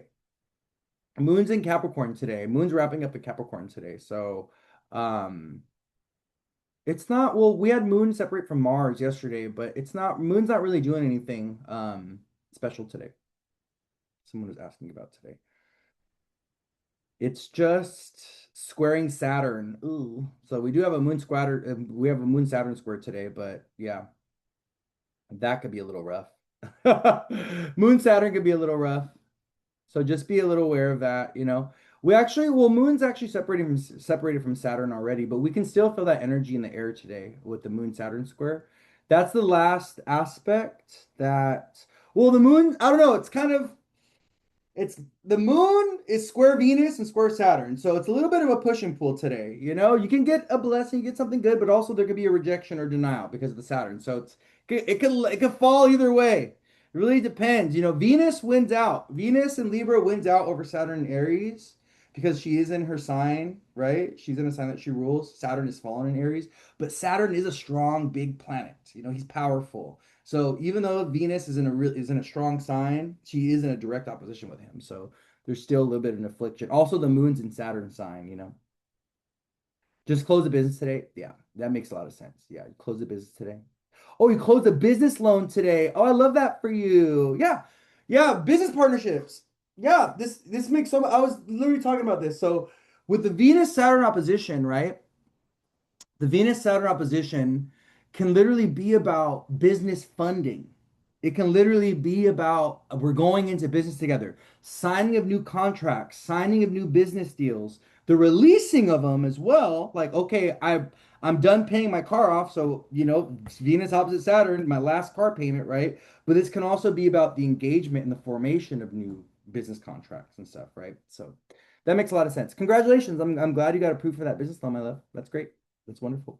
Something that we talked about and something that I told you was going to go through, by the way, with our reading that we did last week. I said, hey, and I think it's so crazy because when I was looking at your solar return chart, I think I even said, I was like, this is going to be a year where you're going to go into debt or money's going to be a big topic and you may take out money for something good. When we were talking. And then you were like, oh yeah, you're like, I'm going to be doing a business loan, or I'm right in the middle of getting approved for a business loan because I'm opening up a business. And I was like, well, yeah, that makes a lot of sense because that's exactly what your solar return chart was saying. So that's so cool how that happens. But yeah, the Venus opposite Saturn, right? The residual energy from that this week is kind of like business deals, business contracts, marriages, engagements, stuff like this. So, all right. So I was talking about Moon and Aquarius, kind of bouncing around a little bit. So Wednesday, okay, if there's gonna be a day that is good to this week, that can bring something auspicious, it can also bring a little bit of like overindulgence, a little bit of doing too much of things. So be mindful of not overindulging, overspending, not doing too much of something on this day. It's going to be Wednesday, August 26th. So I'm looking at Wednesday, August 26th. Let me tell you what I like about this day. Okay. The first is Moon trine Venus. We have Moon in Aquarius, trine Venus in Libra. That is, we love it. At this same time, the moon is separating from an opposition with Jupiter in Leo. So we have a moon Jupiter opposition on this day. So guess what? We have Moon, Venus, Jupiter all speaking to each other on this day, Wednesday, August 26th. This is a good day. Jupiter brings opportunity, abundance, blessings. Yes, it is an opposition that Jupiter is making to the moon. That is a tense aspect, but that can also be a day where we have to consult a Jupiter person. We're going to talk to a coach. We're going to talk to our a manager. We're going to talk to our therapist. We're going to talk to a doctor on that day with the moon opposite Jupiter.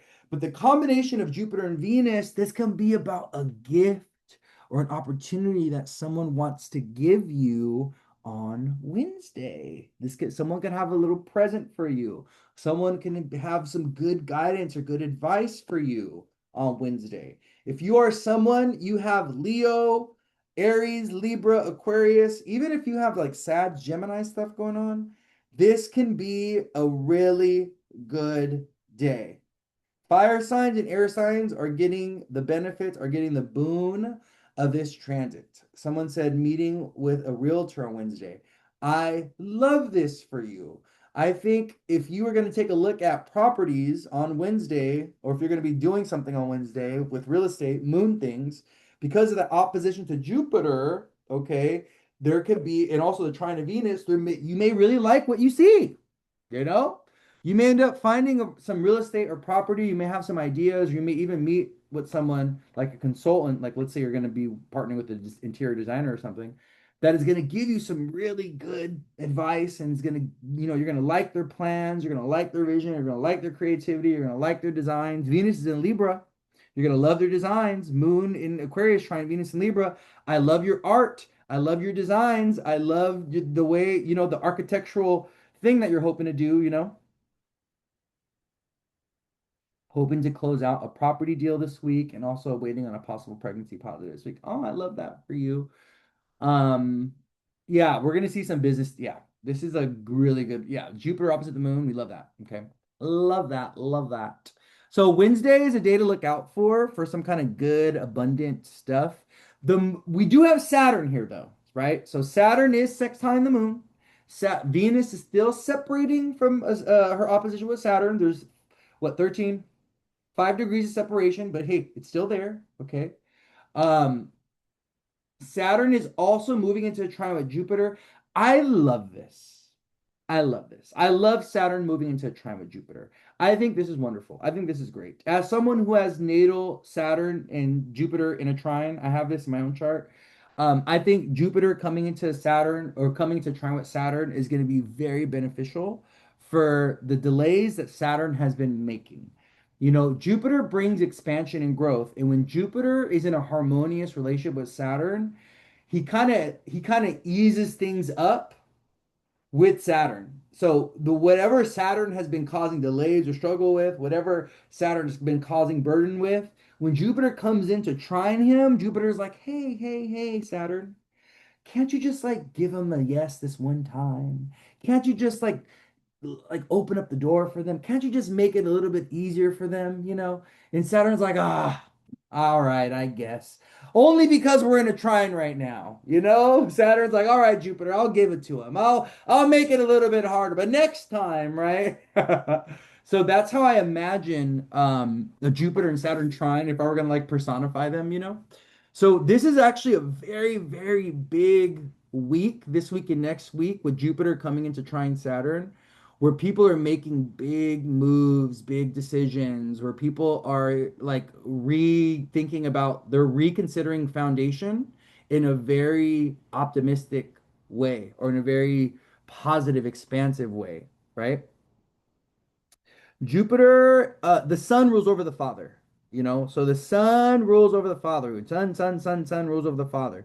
You can always look at Jupiter and Saturn as secondary significators of the father, but the sun is always the planet that is the primary ruler of the biological father, especially. Saturn and Jupiter can show up as a stepfather, you know. Jupiter rules over grandparents. Saturn and Jupiter are connected to grandparents, okay?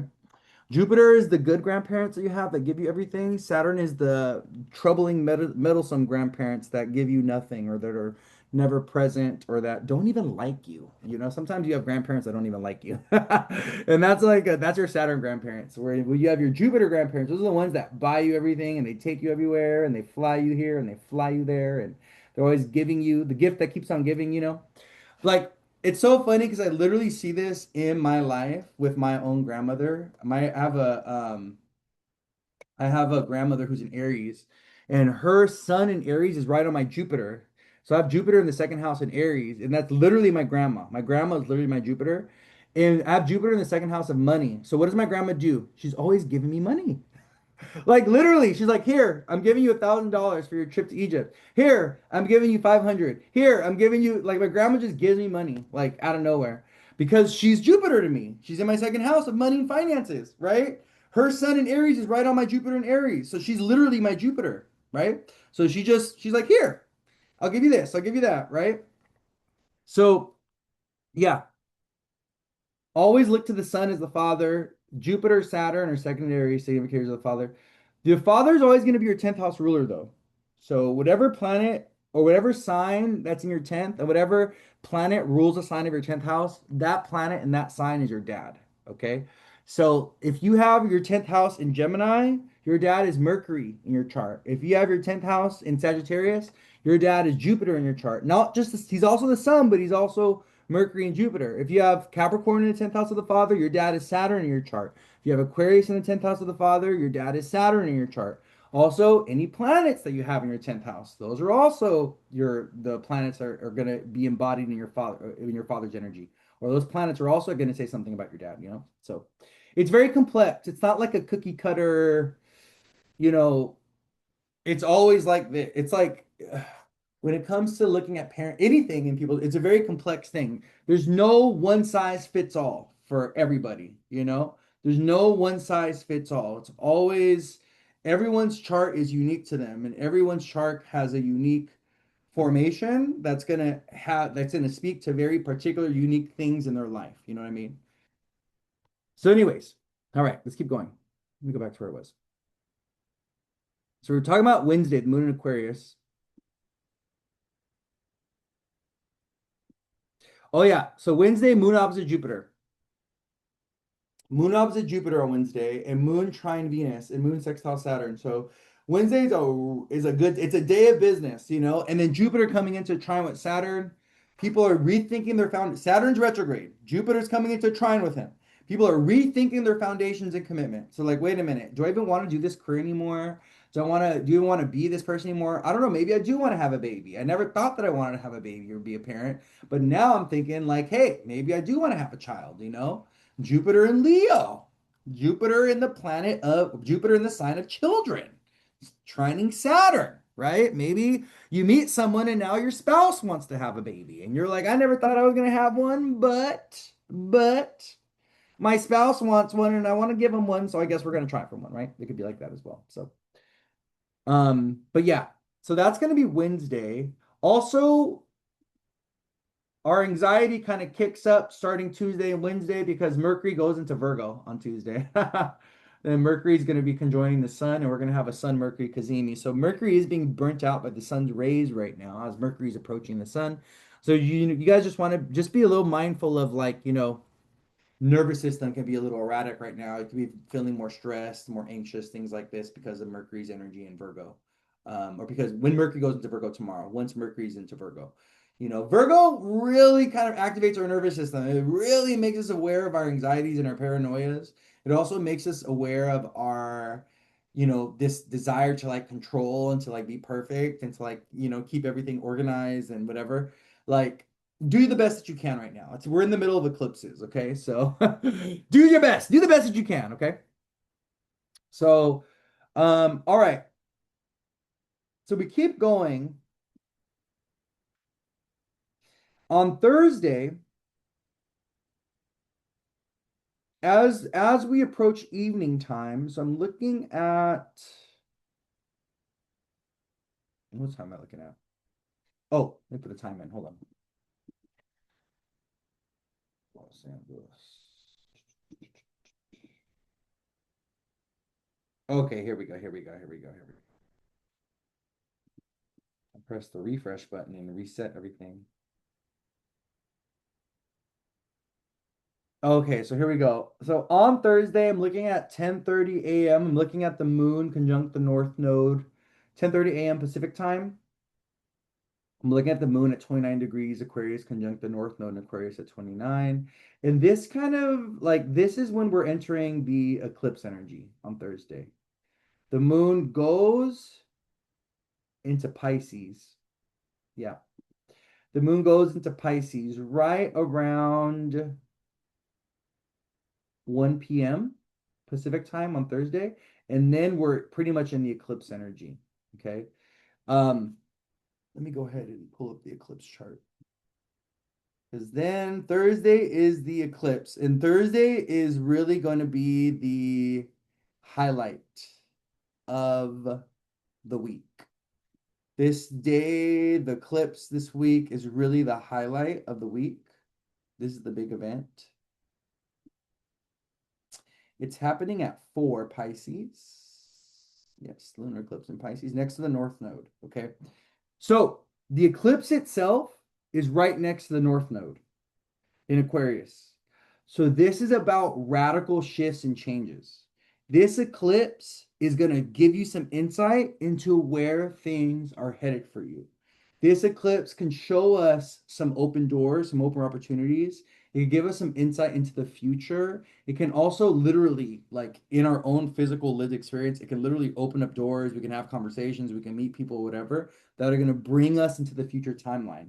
If you are someone that has anything around the last degrees of Aquarius, so like, anything from 20, I would say 24 to 29 degrees Aquarius, anything at the beginning degrees of Pisces or Virgo, Aquarius or Leo, but Pisces, Virgo, anything within like the first, 0 to 10 degrees of Pisces and Virgo.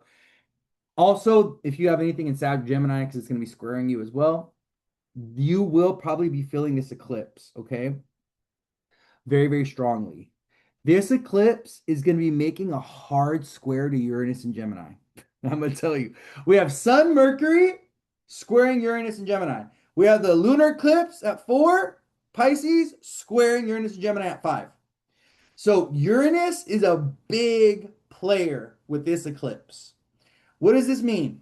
This means that accidents, falling, unexpected opportunities, rebellion, emancipation, freedom, autonomy, uh, what is it, protesting, people standing up to bosses and leaders. It's Uranus and Gemini. So this is also people being out in the community. This is people like going to parades. This is people going to marches. This is people going to rallies. That's going to be a really big theme with this eclipse because of the square to Uranus and Gemini. The Uranus and Gemini square is also going to make it a little bit like kind of like chaotic, a little bit wild. Okay. It's going to make it a little bit anxious. We may feel a lot of anxiety going into this eclipse on Thursday because Uranus is squaring Mercury and the sun. Mercury's in Virgo, a sign that's already very sensitive nervous system wise, and it's getting a square from Uranus and Gemini, another Mercury ruled sign, and a tense aspect of the square. This is like kind of rebellion. This is unstable energy. This is very, very kind of chaotic. This is also people deciding that they don't want to work at a job anymore. Or so this is going to be a few things. Sudden shocking announcements at the workplace is going to be a big one. People getting jobs that are going to be primarily from where they're working at home or where they're working at with a small team or something like this, or even like working with like a startup or something. That could be a theme as well with the Uranus influence. Someone said, do people of the past return? We've been having that because of the Saturn, because of the Venus and Libra opposite Saturn and Aries. Eclipses will bring people back from the past, though. Eclipses will do that. Especially if you have certain karmic things that you got to figure out with somebody. There's like if you haven't wrapped something up, but it's possible. It's a possibility. It really depends on your chart. I'd have to take a look and see, but it's a possibility there could be people that come back for the past during an eclipse. It's a possibility because of the South Node. The South Node brings things back from the past. The South Node is our past life energy. It's about things that have a karmic connection to from past lives or from the past in general. So, I just want you guys to be mindful of that. That was a theme with the solar eclipse in Leo because it was a South Nodian eclipse, where this lunar eclipse in Pisces is a North Nodian eclipse. So, this lunar eclipse right next to the North Node, it's pushing us forward, it's propelling us forward, it's opening up a door, it's initiating something. It wants to get us going or moving towards something, right? Because it's right next to the North Node, which is about destiny, it's about choice, it's about the decisions that we make to move ourselves forward in some type of way, right? So I just want you guys to be mindful of that with this eclipse cycle starting on Thursday of this week and going into the next 2 weeks after Thursday, okay? Going into the beginning of September. But yeah. So what is 4 degrees? Well, 4 degrees is a Cancer degree.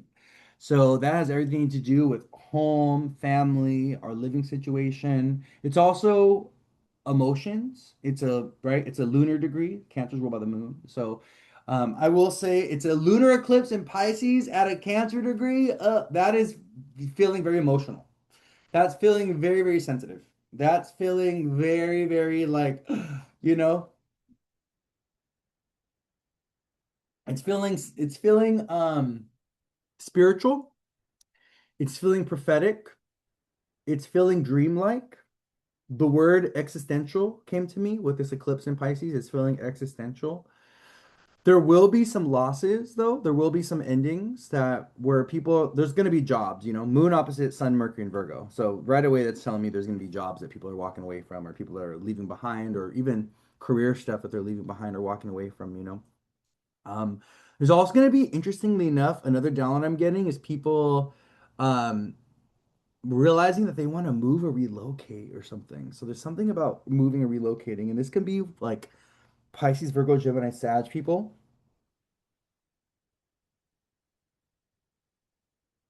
There's something about making plans in the future to move or relocate. And like I want to move far, I want to move somewhere where it's going to be better for my career, something like this. So something to look out for with the eclipse. Areas of the body that are vulnerable with the eclipse, the lymphatic system, um, our digestive system, our stomach, our nervous system in general as well. Also, the feet are going to be very vulnerable when it comes to the eclipse in Pisces. So that's something you want to be aware of as well. Okay. But yeah, so Thursday we wrap up our solar eclipse and Leo cycle, and we are plunged into the lunar eclipse in Pisces energy. This is very important. This eclipse is super important for mutable signs, Pisces, Virgo, Gemini, Sag. And it's wrapping up an 18-month cycle for mutable signs, where the mutable signs are done with the Pisces, Virgo eclipses with this eclipse. And this goes all the way back to September of 2024. So the last 2 years, I want you to take a look. Mutable signs, Pisces, Virgo, Gemini, Sag, especially if you have your big three there, Sun, Moon, or Rising. What has wrapped up, or what has come to conclusion or come to completion with this eclipse, or what do you see as being wrapped up? What is like coming to close? And also, where do you see like this new life forming, this new kind of direction unfolding, this new kind of future kind of being born for yourself in some way, right?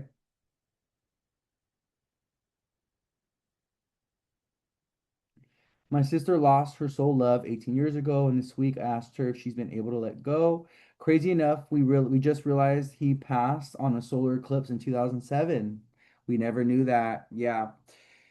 Crazy. Solar eclipse in Virgo, which is the same eclipse that we're having now. So, that's how the past is speaking to the present, right? So it makes a lot of sense. Unaligned friendships and relationships. Yeah. Eclipse in Leo, North Node in Aquarius. If they're not your friend, if you're not with the right people, if you're not surrounded with the right people, you got to align yourself with those that are really going to be there for you or really are going to support you and advocate for you. The North Node in Aquarius is going to show us the friends that we're not meant to have, or the friends that, or also it's going to bring in a lot of new friends. So North Node in Aquarius is new online friends, new social groups, new friends from long distances and also friends that are from different cultures or different ethnicities. That's going to be a really big theme, with the North Node in Aquarius. New friends, friends of different ages, friends from different cultures, ethnicities, and also releasing of old friend groups. Some of y'all, I'm just going to be very, very honest, trying to move out of finally of my parents' house. Fourth house Pisces eclipse. Yeah, that eclipse is supporting that for you. I love that for you, Rachel. Um, what was I saying? Uh, Oh, okay. That was the thought. Some of you need to leave behind your high school friends.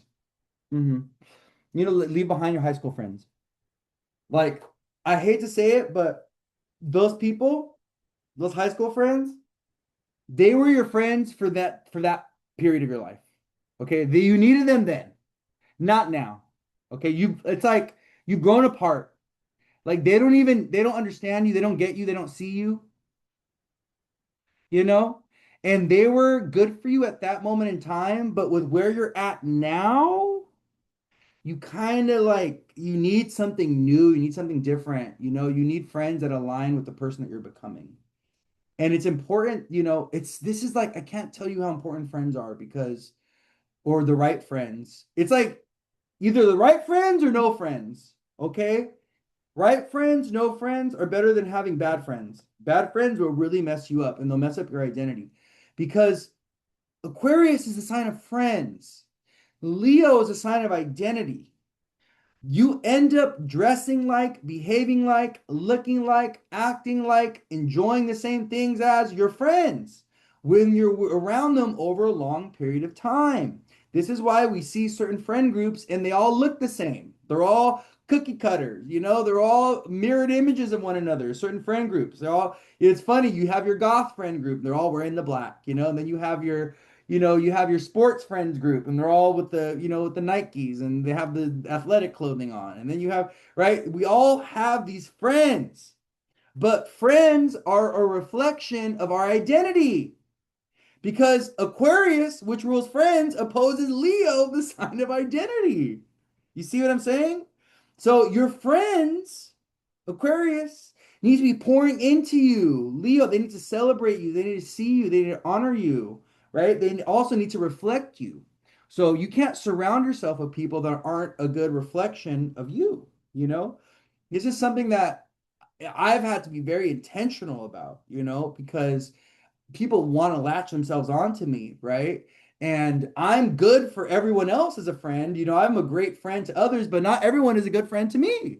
And there's certain people that really strongly desire to be my friend, but I just cannot be their friend because they don't mirror me or reflect me in any way.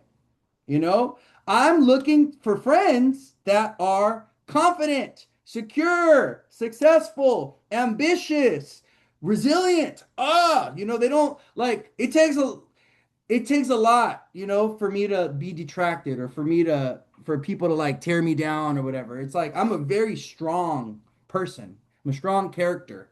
And I look for friends that also exhibit that same level of authority and power and courageousness and confidence in their life. You know, I can't befriend people that are weak or submissive or passive.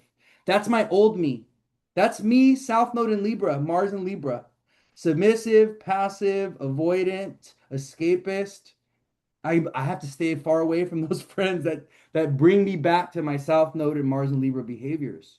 Because I'm here to do North Node and Aries and Jupiter and Aries in this lifetime. That's in my own chart.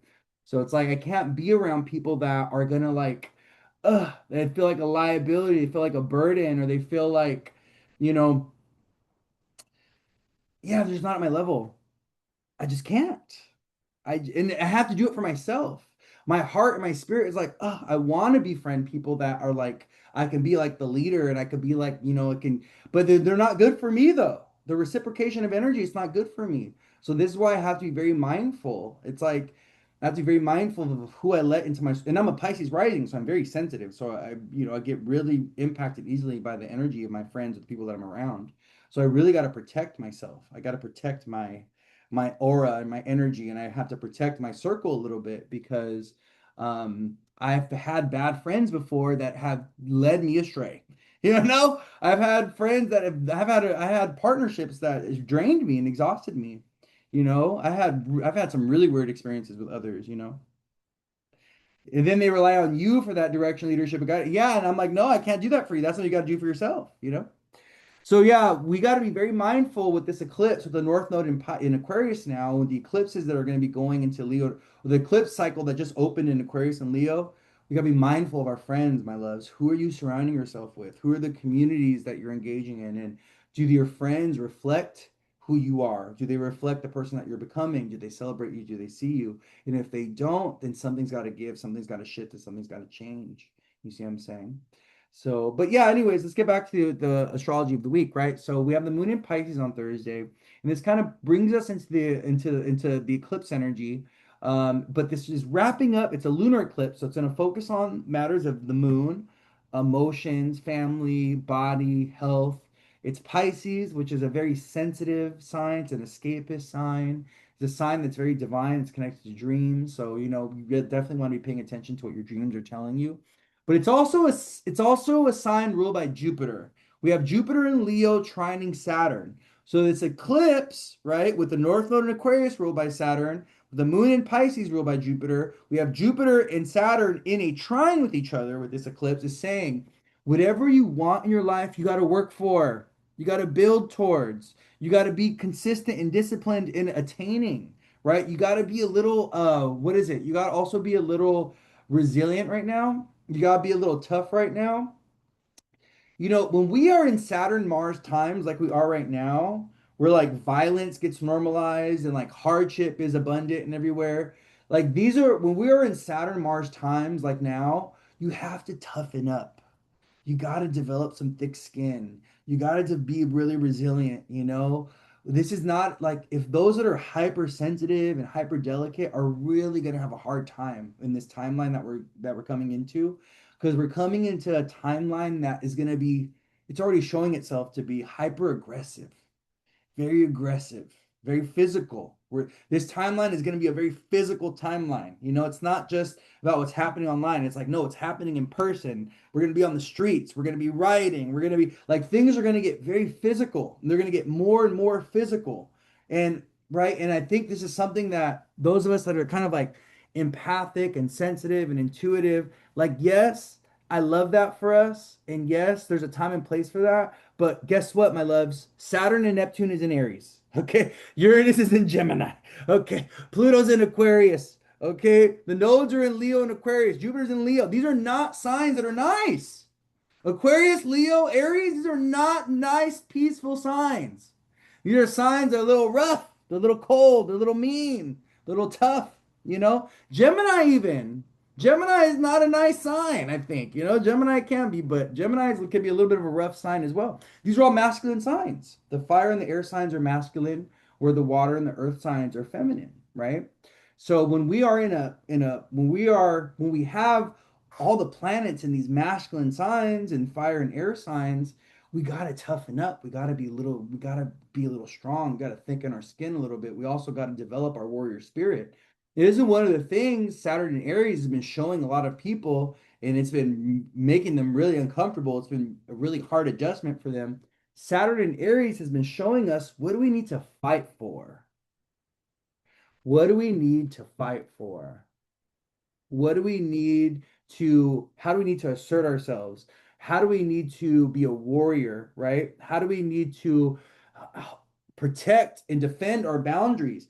It's one thing to establish a boundary, right? Once you establish a boundary with someone or with something, it's not enough to just establish it. That boundary, you know what's going to happen once you put it up? It's going to repeatedly get tested. It's going to repeatedly get challenged. It's going to repeatedly get overstepped. And so, what do you have to do? You have to push back. You have to defend your boundary. You have to protect your boundaries, right? You have to fight for your boundaries as well. No, this is not how you're going to talk to me. No, this is not how you're going to treat me. No, this is not how we're going to go ahead and deal with conflict anymore. You know, like it's hard and it's difficult, but this is what Saturn and Aries has been trying to show us. You know, and I've really been seeing the work that Saturn and Aries has been doing to like communities as well. We've been seeing like a lot of communities fall into crisis. We've been seeing a lot of leaders have a fall from grace. Has been causing a lot of friction and causing like certain communities or certain groups to like go out to like separate and go to war with each other. Because Aries is the sign of divisiveness, right? So Saturn is a communal planet. If you think about it, right? Saturn is a planet of community. Saturn rules Aquarius. Aquarius is what? Friendship groups, community groups, strangers as well. Saturn is like the group of strangers, right? Whenever you see a TV show where like someone's on a plane, like what am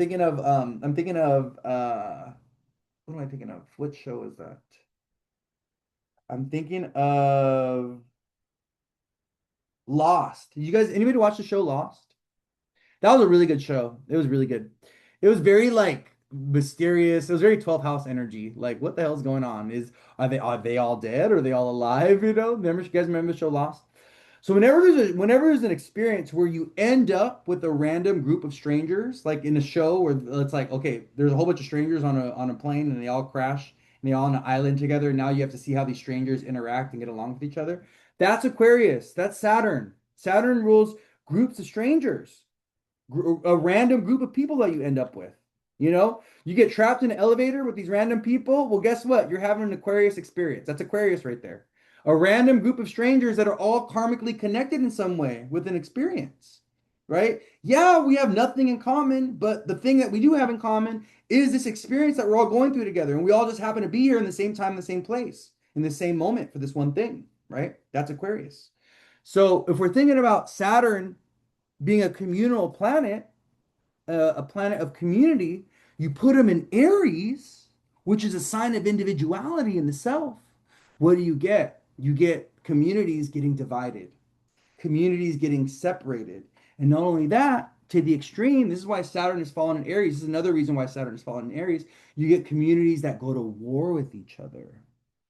And this is something I've been seeing in the astrological community specifically right now because of Saturn, Aries, and what's happened with. There was an astrologer that made some racist comments. You know, his name is Stephen Forrest. He went on a podcast and he made some very racist remarks, and the entire episode was just wrong. Like everything was just off. Like uh, uh, I'm just shocked that they even posted that. Like the entire podcast episode. I'm like shocked that they even decided to post it. Didn't How many people watched it, right? Like, how many of you, like, I don't know if you guys saw that, those of you that are into astrology or that you participate in the astrological community, but there was an astrologer that made these really racist comments. His name is Stephen Forrest, and he's one of my, and it's crazy because I've read all his books and I love Stephen Forrest, you know? And so the crazy part about it is just like, whoa, just to see him saying all these horrible things or these very tone deaf, racially tone deaf things on a podcast. It's no longer available, by the way. They removed the podcast. They took it down, so you can't see it anymore. But the fact that like he just went on there and was able to and just said these things and thought there was nothing wrong with it, and no one else thought there was anything wrong with it. I was like, wow, you know, it was really, really like jarring. And it also kind of shows kind of just how sometimes people can be ignorant of their own ignorance. You know, like people will, like sometimes folks don't even realize when they're being racist or when they're being sexist or being homophobic or when they're being misogynist because they don't have the political background and they don't have a political understanding and they don't have a socially educated understanding about a particular topic or thing, you know? And what what Stephen Forrest, what he really showed everyone on that podcast was how he's ignorant of his own ignorance. Like he doesn't even realize he's being racist, or he didn't even realize how a lot of the things he was thinking or saying, or even how a lot of his perspectives are still problematic and are still racially informed in a way that seems to be very unconscious. Like in a way that he seems to be like he thinks that he's like above racism and that like racist things don't apply to him. Like, no, at the end of the day, you're still a white man. And it's still at the end of the day, because you're a white man and because of the karma of your ancestors, you still have to act accordingly.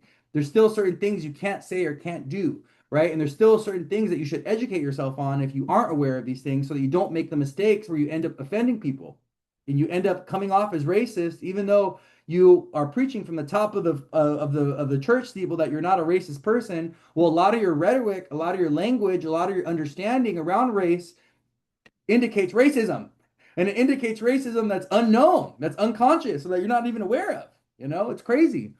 But yeah, so Saturn. The reason why I'm talking about this is because Saturn in Aries has been causing divisiveness in communities, has been causing communities to go to war with each other, and we got to be very aware of this because sometimes the powers that be will create situations or will create drama and crisis in a way to intentionally divide communities that are meant to be united. And so we gotta see, we just gotta be very mindful of like Saturn Aries and how Saturn Aries is causing divisiveness, right, amongst communities, or even how Saturn Aries can cause separation and kind of bring war amongst, community or amongst friend groups and stuff like this, right? So, okay, that's the reason why I was bringing it up. But yeah. So anyways, all right, let's get back to what I was talking about, which is the Pisces eclipse on Thursday. So yeah, so on Thursday we have our eclipse in Pisces. The moon is going to be up opposite Sun Mercury. So moon opposite Sun Mercury can be a little stressful, it can be a little anxious. Be mindful of sleeping in on Thursday. Some people might be sleeping in on Thursday, even so it could be Thursday morning or Friday morning, but they might sleep in because they're just so tapped out energetically from the eclipse. This eclipse is going to have us rest. And this eclipse is asking us, Sun, Mercury, and Virgo, opposite eclipse in Pisces, lunar eclipse in Pisces, right? What is the balance that you have between rest and work, right? What is the balance that you have between like sleep and like non-sleep? And if you need to like take a break, take a nap, get some rest or something, and this eclipse is showing you like, hey, this eclipse coming up this week is showing you, hey, you need a nap, you need to sleep, right? Make sure you're listening to your body. Okay, you're listening to what your body needs around this particular eclipse. All right. Um, all right. So moon opposite Sun, Mercury, moon square Uranus. Thursday can be a very random, chaotic day. There could be canceled plans, there could be delayed plans. You can get some information out of nowhere that leaves you jarred and that leaves you shocked, or that leaves you like, whoa, what the heck? I didn't see that coming. It's because moon's opposite, it's an eclipse in Pisces. It's opposite, the moon's opposite Sun, Mercury, and it's also squaring Uranus. Okay, so yeah, just be mindful of Thursday. Okay, Thursday could be a little erratic, a little erratic. So then on Friday, the moon is wrapping up. Oh no, the moon's still going through Pisces. So the moon's still in Pisces. The moon is trines Mars. When does the moon trine Mars? The moon trines Mars on Friday morning. Moon trine Mars. This is a good morning to go to the beach. Well, actually, no. Ooh, it's eclipse in Pisces. No, do not go to the beach. Stay away from water, okay? I will say, I'm like moonshine Mars. No, it's an eclipse in Pisces. Let's stay away from the beach. Let's stay away from the waters. This eclipses, whenever we have Pisces eclipses, whenever water element gets activated with eclipses, water element can become dangerous. Okay? So this can be about floods. Mars in Pisces can be about burst, or Mars in Cancer can be about bursting pipes. We don't want to bring kids. We got to be mindful of kids around pools, kids at the beach. Um, things like this with this around this eclipse, mainly because it's an eclipse in Pisces, and eclipses can be dangerous. And I don't want to fearmonger. I don't want to fearmonger, but let me tell you, I've been seeing in the news a pattern of little babies passing away in pools, in ponds, in lakes, in rivers, in oceans. Therefore, I'm going to say it. We got to be careful around keeping our babies around bodies of water during a lunar eclipse in Pisces. Okay? Because the moon rules over children. The moon rules over babies. And a lot of times these things are accidental. And we do have a big accident signature with this eclipse, which is the square to Uranus that the sun and Mercury and the moon are making. This is very accidental prone. Okay. So also no electrical objects around bodies of water during this eclipse season and during this eclipse in Pisces this week and next week. Uranus and Gemini could be your little electronic devices. It could be your cell phone. It could be your radio. You do not, electricity and water do not mix. Electronic devices and water do not mix. So we keep these things separate, okay? We don't put them on the edge of our bathtub when we are taking a bath. We put them very far away. We put them on the floor. We put them on the sink very far away from the bathtub.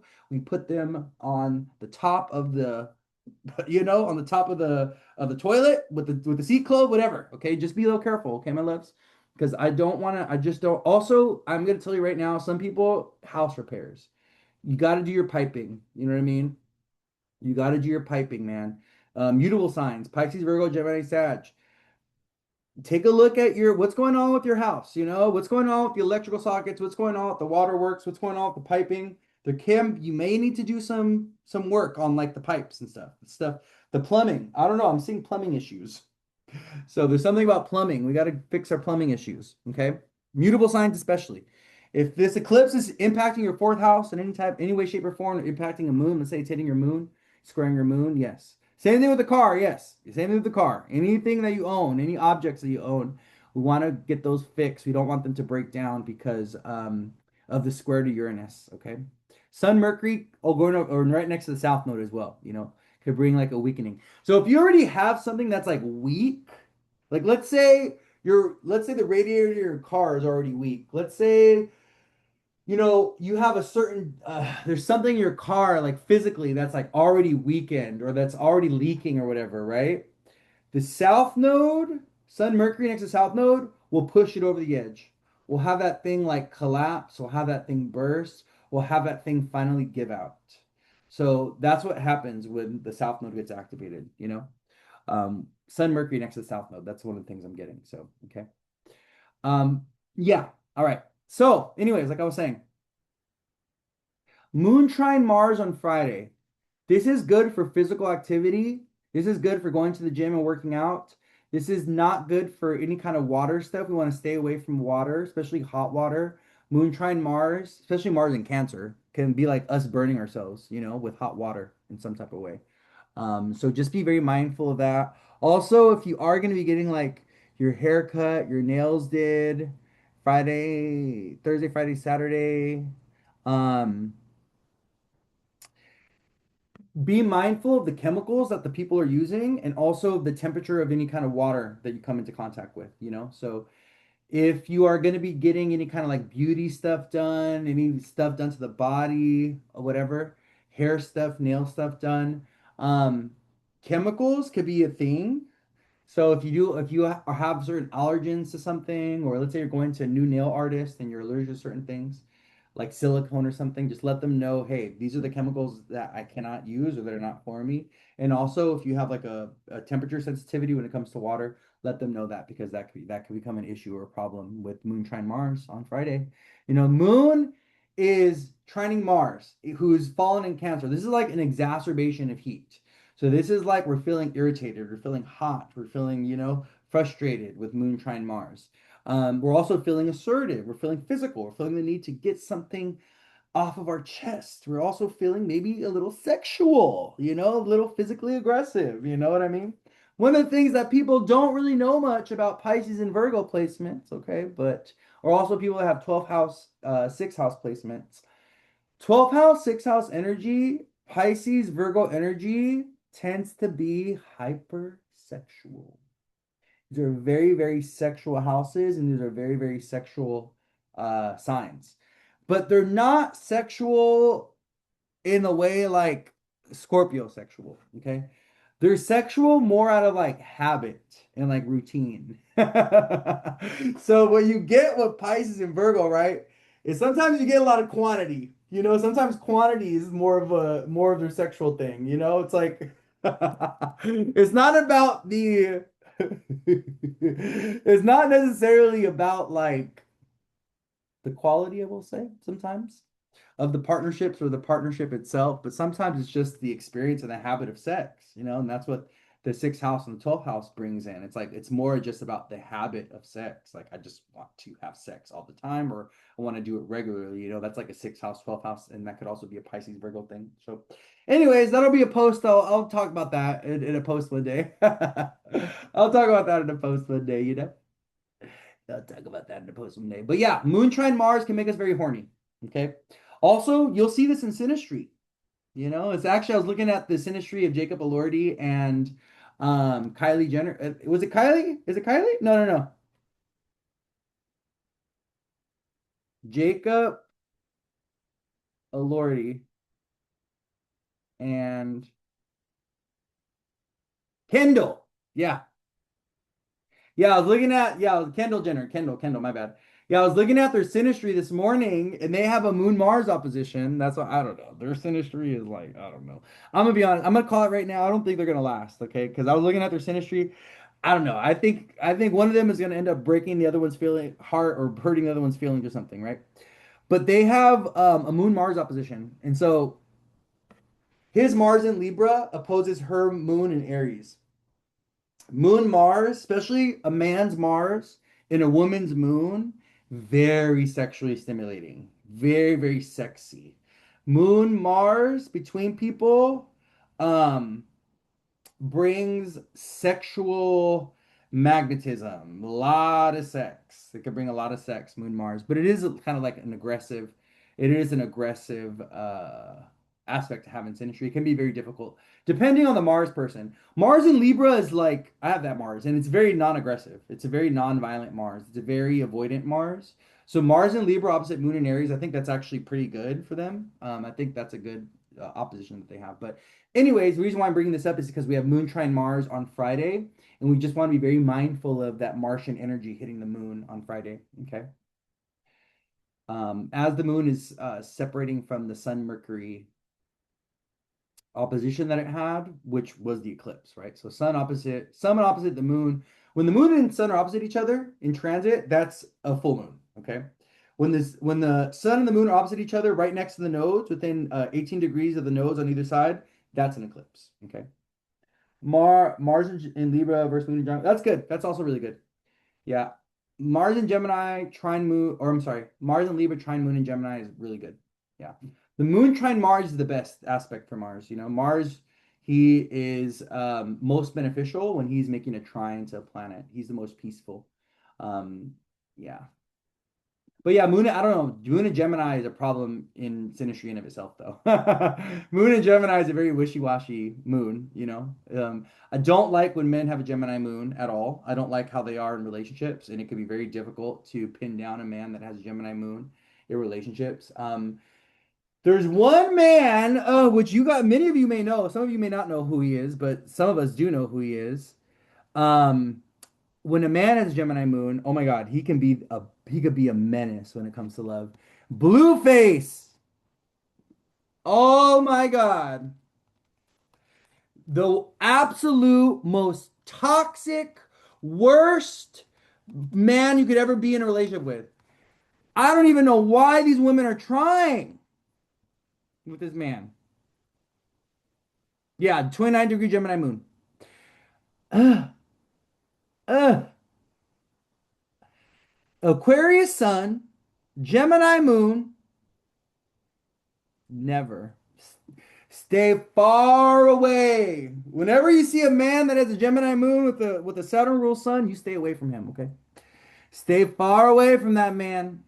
Especially if he doesn't have a good Venus like him. He has Venus in Capricorn, which is I don't know. When a man has Venus in Capricorn, he's gonna try to control and dominate his woman. Not all the time, but he will a lot of times. When a man has too much Saturn in his chart. Are we back? Someone said the video is paused. Are we here?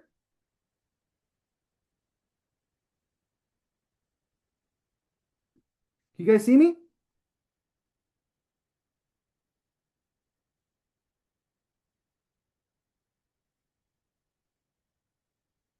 Oh, what happened?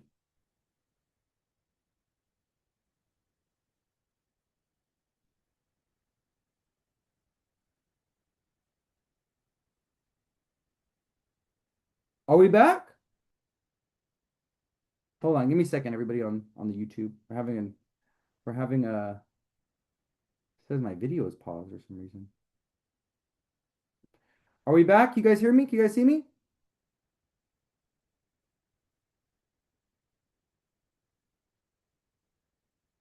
Someone said I cut out. It paused. Why am I not seeing that on my end?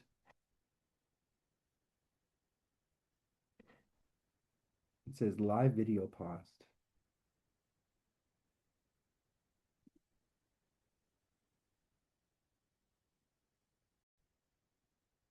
Okay. We're back. I just had to restart the live. We're gonna break this down into ooh, we're gonna break this down into two lives on Instagram. Let's wait for people to come back.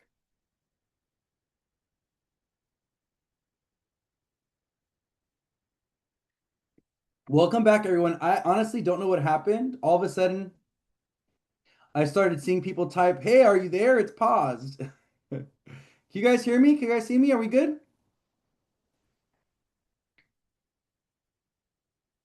We're back. Okay, good.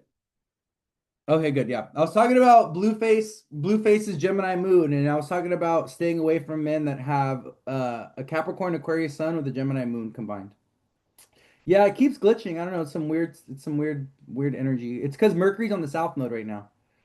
The Mercury's coming close to the south node. So I'm gonna let you guys know, like technology, technology, gadgets, your phones, like all this stuff is gonna be acting really weird and really strange this week as Mercury gets closer to the sun, but also as Mercury conjoins the south node to tomorrow, as Mercury comes into conjunction with the south node.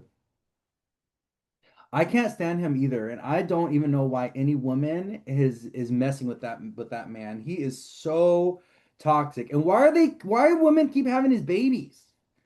Why are we having Blueface's babies? We need to stop it. Stop having this man's babies. This man is so toxic. He's the absolute worst, you know? Yeah, well, Mercury and the South Node are coming into conjunction. So, technological malfunction is going to be a theme. Also, you guys want to be very mindful of your phone going missing, okay? And also scams via online, email, telephone. Be very careful with those things, okay? Today, tomorrow, going into our eclipse on Thursday. He's an incubus. Yeah, that man he's literally a parasite. Yeah, he's gross. Okay, well, we're back. So we were talking about the eclipse on Friday. We were talking about moon trine, or I'm sorry, the eclipse on Thursday. We're talking about the moon continuing through Pisces on Friday and trining Mars. And I was talking about how moon trine Mars could be making us horny on Friday. It brings a lot of sexual stimulation and stuff. We're gonna be feeling very emotional as well. I'm gonna let y'all know right now that this is gonna be a very emotional eclipse. That starts on Thursday. The 2 weeks following after our eclipse on Thursday, the 2 week eclipse cycle is gonna be very emotional, very sensitive. A lot of things around grief and sadness and loss and kind of like what was and dreaming about what used to be and dreaming about what could have been and dreaming about the future that we could have had together.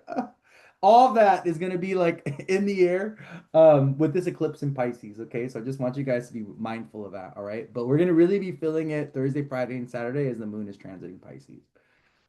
Um, it's a full moon, lunar eclipse in Pisces. Lots of emotions. Also, Mars in Cancer, so angry emotions, irritating emotions, we're mad at our mom. We're mad at our dad. We're mad at our babies with Mars and Cancer, trining the eclipse in Pisces on Thursday. So just be ready for that, okay, my loves? All right, let's keep going. This live is going to be separated into two different lives. I think the moon's kind of void. The moon is void Saturday. So there could be a sense of aimlessness, a sense of restlessness, a sense of where am I going? What am I doing? Who am I? Who am I? What is my life? That could be Saturday with the moon wrapping up in Pisces. It's gonna be, but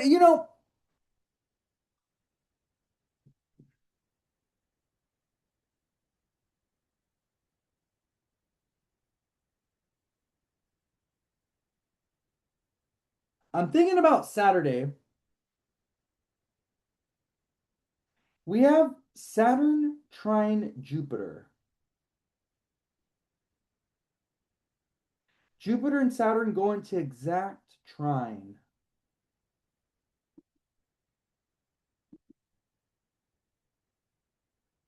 What day do they trine?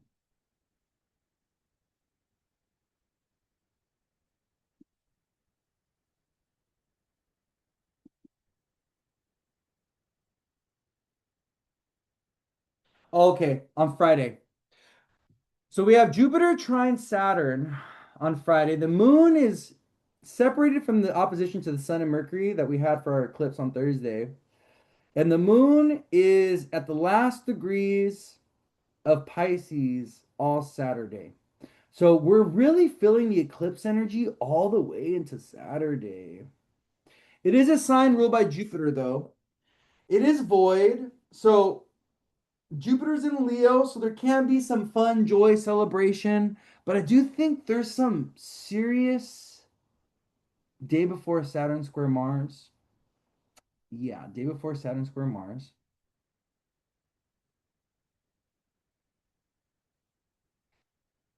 Well, that's actually going to be happening on Monday. The Saturn Mars square happens on Monday. I don't know, my loves. This energy is kind of giving like blockages or hardships. I don't know, but it's also a Jupiter trine Saturn. So we have Saturn square Mars, but also Saturn trine Jupiter. And they're all at 13, which is an Aries degree. It's all at 13, which is Aries. And let me go back here.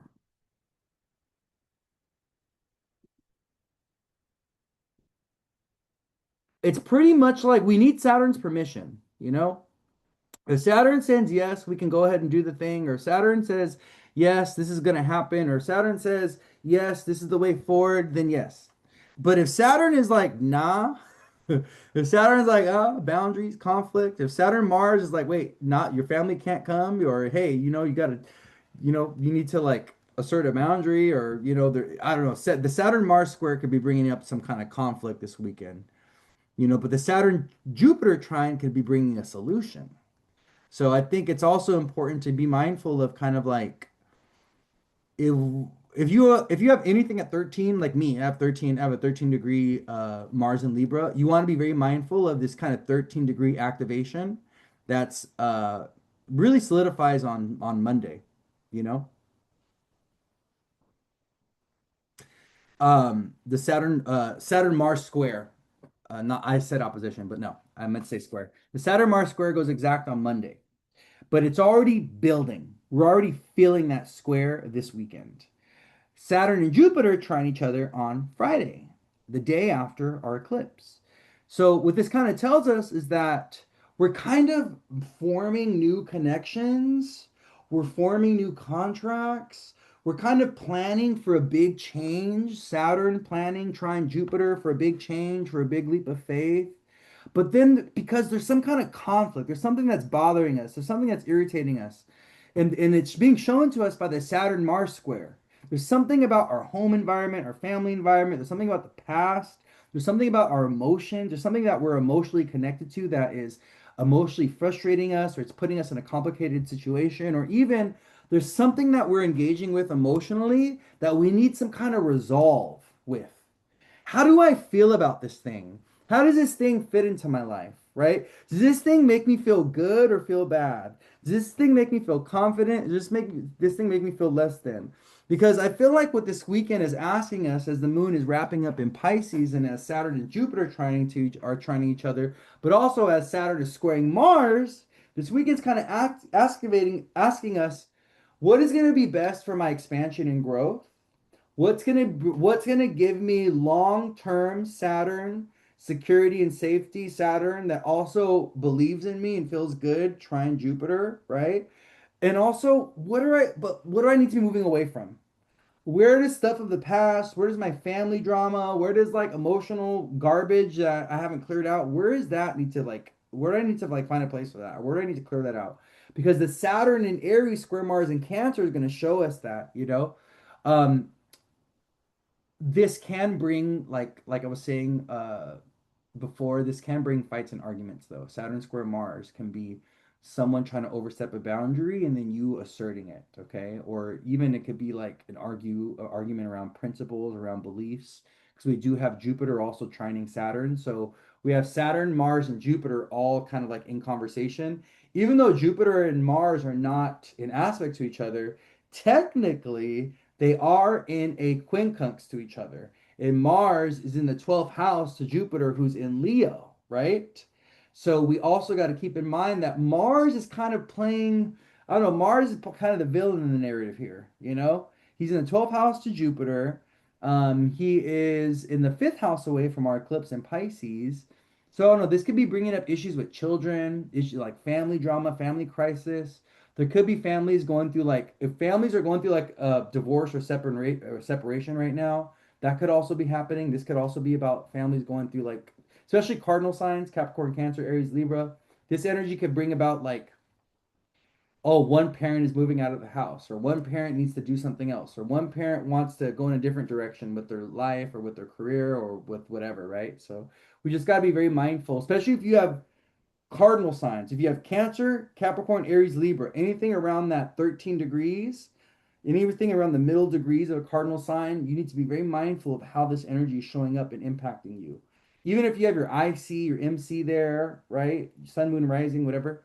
Very important that you kind of be mindful of what Saturn is trying to show you around what needs to shift or what needs to change or what needs to pivot around your work life, career life, or family life or something. Okay. But yes, because then on Sunday, guess where the moon goes into? Aries. So that Mars moon square that perfects on Monday, guess who's also playing a part in that? Guess who's also partaking in that transit of the Mars moon square? But also Saturn trine Jupiter, right? I'm sorry, Mars Saturn square. The moon. So moon joins with Saturn in Aries on Sundays. We have a moon Saturn conjunction, which typically does not feel too great.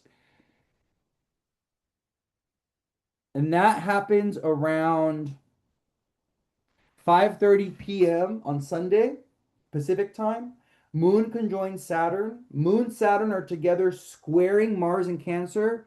Mars and Saturn are going to hit 13 exact. Well, Saturn's already at 13, but Mars hits 13 on Monday, and the moon's going to separate from that square. But I'm going to tell you, Sunday could be a very dramatic day. Sunday could be a little hard, a little difficult, a little problematic. There can be an argument or a fight or injury that happens on Sunday, especially if you have anything around 13 of a cardinal sign, like I was saying, Aries, Libra, Capricorn, Cancer. Sunday can be very pivotal, but you just want to be very mindful of what's kind of happening over the weekend because the last few weekends have been a little bit more auspicious or graceful. This is a weekend that seems very hard or very difficult, or it seems like there's like problems. Um, Brewing, or there's even things coming to the surface, or there's even like long-standing issues and problems that might get resolved, but that might get revealed as well, or that might come to the surface in some type of way this weekend for folks, especially mutable and cardinal placements. Okay. This weekend is looking quite dramatic. Okay, quite dramatic. So I just want you guys to keep that in mind. There will be some solutions though. I don't know. The Saturn Jupiter trine is a good one. And the Saturn Jupiter trine is really good for long-term endeavors, long-term engagements, long-term contracts, partnerships. If anyone is thinking about, going into business partnership with someone, or, they want to go ahead and like update a contract, renew a contract, or even offer some kind of opportunity or contract to someone, this will be a good weekend to kind of think about it and do it. Or at least maybe make that point of contact, and then maybe even next week, maybe sending the offer or something like this, because that's what this astrology is really good for. That's what Saturn trine Jupiter is really good for.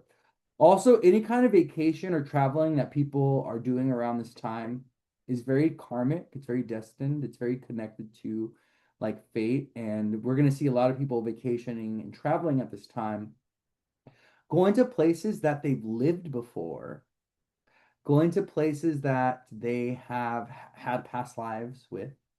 The other interesting thing that could manifest from this is meeting lovers or spouses in distant foreign lands or places, or meeting lovers or spouses when you're on vacation. That could be a theme with this particular eclipse in Pisces, and also with this Virgo season. So um, keep that in mind, okay? If you are single, super single like myself, and you are, looking to meet someone, you're trying to date or whatever, this is a really good time to kind of put yourself out there and meet new people, you know. Brother going to Puerto Vallarta this weekend. Oh, that's somewhere that I've never been and that I need to go. Puerto Vallarta is like a gay capital. It's one of the gay meccas of the world, or especially of Mexico. So definitely got to go tap in and visit. I've heard beautiful things. I've heard amazing things about Puerto Vallarta for sure. But yeah, so that's where we wrap up our week. So with where we're at now, what we're gonna do, we've been here 9, 10, 11, about 2.5 hours. 9, 10, 11, about, yeah, two. Oh, that's not too bad with timing. Yeah, we're gonna talk about particulars. We're gonna talk about particular transits that are happening this week. Okay. So many gay men that are good looking in Puerto Vallarta. Well, that's where I need to be, because I'm sick of these American gay men. They get on my nerves. I'm sick of these California gays too. These California gays, don't want it. No, thank you. I'm good. Anyways, Mercury goes into Virgo this week, and we have Mercury in Virgo for the next 3 weeks. Mercury in Virgo. Hold on. We have Mercury in Virgo from the 25th until the 10th. That is not enough Mercury in Virgo. We need more Mercury in Virgo. Mercury in Virgo. Mercury goes into Virgo tomorrow on the 25th, and he'll be there until the 10th. Really good transit for cleaning things up, for going sober, for getting your habits and your routines together. That's gonna be another big theme with the eclipse in Pisces. I think I'm gonna do I'll do an eclipse live. So I think I'll do a live on the eclipse itself, because there's just like so many things that I want to talk about with it. But I've talked about it in bits and pieces throughout this live, but I want to do a specific live just for the eclipse. But what I will say is themes around getting clean, getting sober, purifying the body, detoxing the body, cleaning up the space, throwing stuff out of the house, throwing away old things, clearing out your lawn, clearing out your closet with all these old clothes or whatever, right? Really good transit, Mercury and Virgo, to do all that work, all that cleaning up work, all that organizing work, all that purification work, getting back to healthy routines and habits. There's been some chaos, there's been some friction, there's been some, it's been really hard to stay regulated at this time. A lot of folks, you may have found that with this eclipse season, your routines have gone away from you. Your healthy practices have gotten away from you a little bit. Yeah, things like this, right? So with Mercury in Virgo and with Virgo season, clean it up, get your act together, clean everything out, get rid of things that you no longer need. Stuff like this, especially because Sun, Mercury are so close to the South Node still. They're still separated from the South Node, you know. Digestive system can be very sensitive. We're gonna see more toxic foods, you know. So you always want to be on top of what's going on with the media and what they're saying about food products. Because yeah, moved and I'm cleaning and packing up my house the weekend of the 4th. Oh wow, that's like right around this weekend. That's like right around here, you know. So that's gonna be Mercury and Virgo. When in doubt, clean and organize. Yes, that's really good, healthy practice, actually. It's really good for the nervous system. It really helps with the nervous system to, clean and organize and stuff like that. Mercury and Virgo is good for jobs in general, though. I know there's going to be mass layoffs. I will tell you this right now because we do have Sun, Mercury in the South Node. But for people looking for individual jobs, especially if you have mutable signs, if you have Virgo, Pisces, Gemini, Sag, actually, more so if you have Earth and water signs. Mercury and Virgo is going to be best for you. I'm not going to say mutable signs because I don't think the Mercury and Virgo transit is going to be good for all mutables. Um, it really depends on where the mutable signs are finding themselves at. But what I will say is earth signs and water signs are going to benefit greatly from Mercury's transit through Virgo. So if you're a Virgo rising, Cancer rising, Scorpio rising, Capricorn rising, you have a water earth rising or even a sun moon, this Mercury and Virgo transit could be really beneficial. It could bring you a new job, it could bring you new connections, it can also bring you good news when it comes to health. So Virgo is a sign of health, and Virgo is a sign of wellness. It's a sign of healing, you know. So you'll see. This is why you always see like with nurses and like those that get into healing others in some way. You always see a combination. Not always, and not in everyone, obviously, because there's going to be very particular things with individual charts. But it's very common to see Cancer and Virgo together in the charts of healers, in the charts of nurses, in the charts of doctors, also in the charts of those that work with kids or that heal kids or that are doing either therapy or doing health work for children in some type of way. You'll always see Virgo and Cancer. Always see Virgo and Cancer. So with Virgo season, and now that we're in Virgo season as of this week, it's a good season to take control of your health, to take a look at your habits, take a look at your behaviors, kind of see like, okay, am I taking care of myself? What are some unhealthy habits I can let go of? What are some healthy habits I can adopt? Things like this. So, I just want to think about that. But yeah, Mercury's going to be in Virgo from the 25th, like I said, until the 10th. We really want to take advantage of Mercury in a good sign. Also, people are just going to decide that they want to like quit or leave their job with these eclipses. I mean, people are going to be deciding like, I don't want to do this no more. I'm out. I'm done. Because the Mercury square Uranus, So Mercury's in a square Uranus on the eclipse. Uh, Ba, ba, ba, da, ba. So that's gonna happen on, yeah, Thursday. Sun, Mercury squaring Uranus. We're going in a random direction. We're deciding that we're gonna do something else. The energy of chaos and crisis is gonna be in the air with this eclipse. I'm just gonna let you guys know that right now because we have that Uranus squaring the moon and Uranus square Sun, Mercury. So, but because Mercury's in Virgo squaring Uranus and Gemini, this can also show up in the workplace. This can show up with jobs. This can show up with neighbors. This can show up with aunts, uncles, siblings. There can be fallouts with aunts, uncles, and siblings. There could be a weird situation that you get in with a neighbor. You could end up running into someone. This is going to be um, a very accident prone eclipse as well. So um, be mindful of driving in dangerous weather or weather that where there's like too much rain or too much wind or there's like low visibility for whatever reason. Be a little careful with that, okay? Because of the Uranus energy. Whenever Uranus is activated during an eclipse, he brings falls. He brings people falling from high places. He brings people falling off ladders. He brings things falling on people. He brings accidents. He brings people tripping and falling and breaking an ankle. Uranus is connected to the ankles, right? He's a modern ruler of Aquarius, which is connected to the ankles, right? And the shins and stuff. So, what you always see, like clockwork, when Uranus gets activated, even with the full moon or a new moon or during an eclipse, people falling from high places, Things falling on people from high places, like when ladders and pianos are falling on people, that's Uranus. So we just want to be mindful of this, okay, with this eclipse because of the Uranus square that it's making, or because of the Uranus square. But yeah, Mercury square Uranus. That could be like, I'm gonna leave a job. Fuck it. I'm leaving the job. I don't want to do this no more. I'm out. I'm bouncing. So, or weird interactions like I was saying with neighbors. So just be mindful of that. Um,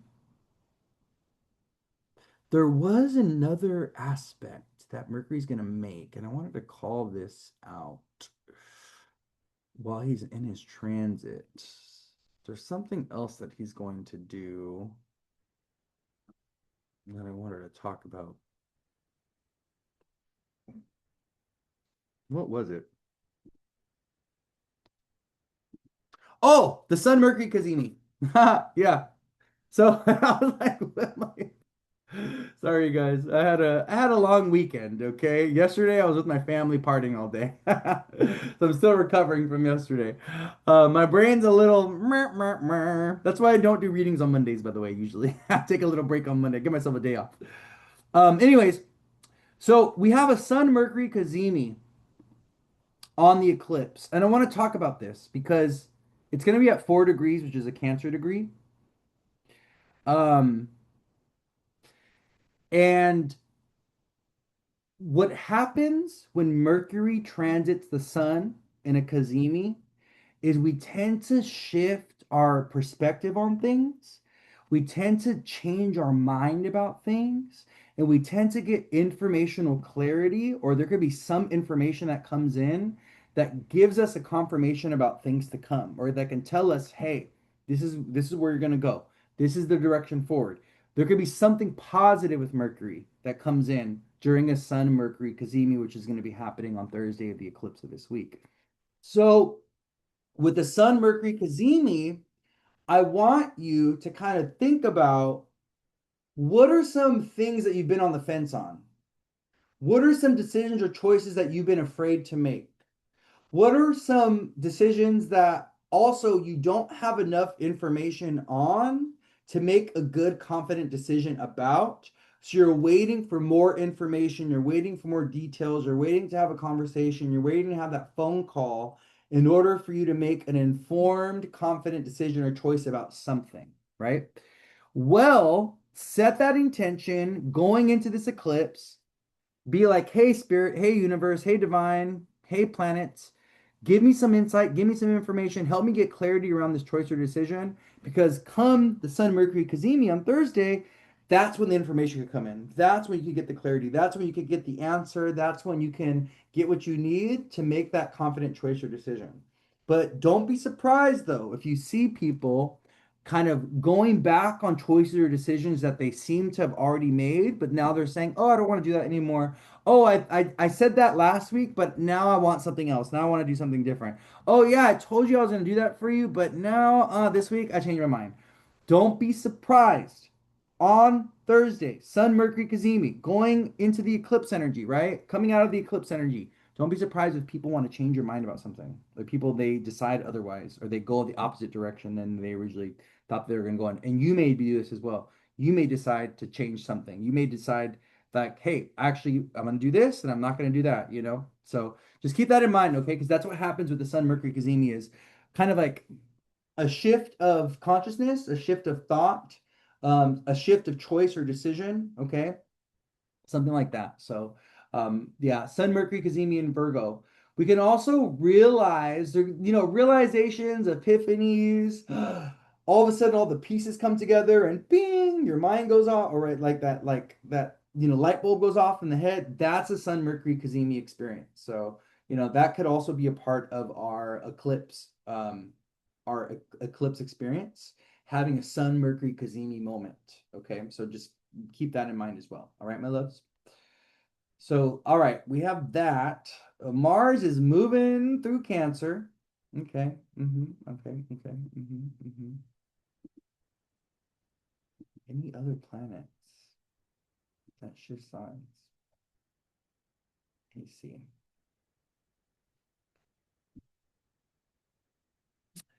Nope. Nope. Nope. Nope. Just Sun Mercury going into Virgo and us starting Virgo season, really.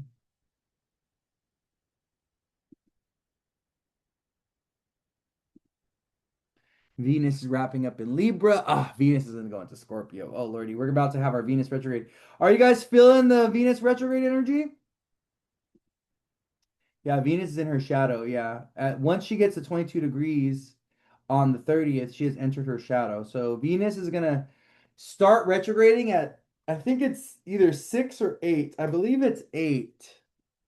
We're like already feeling it. We're already feeling the Venus retrograde stuff.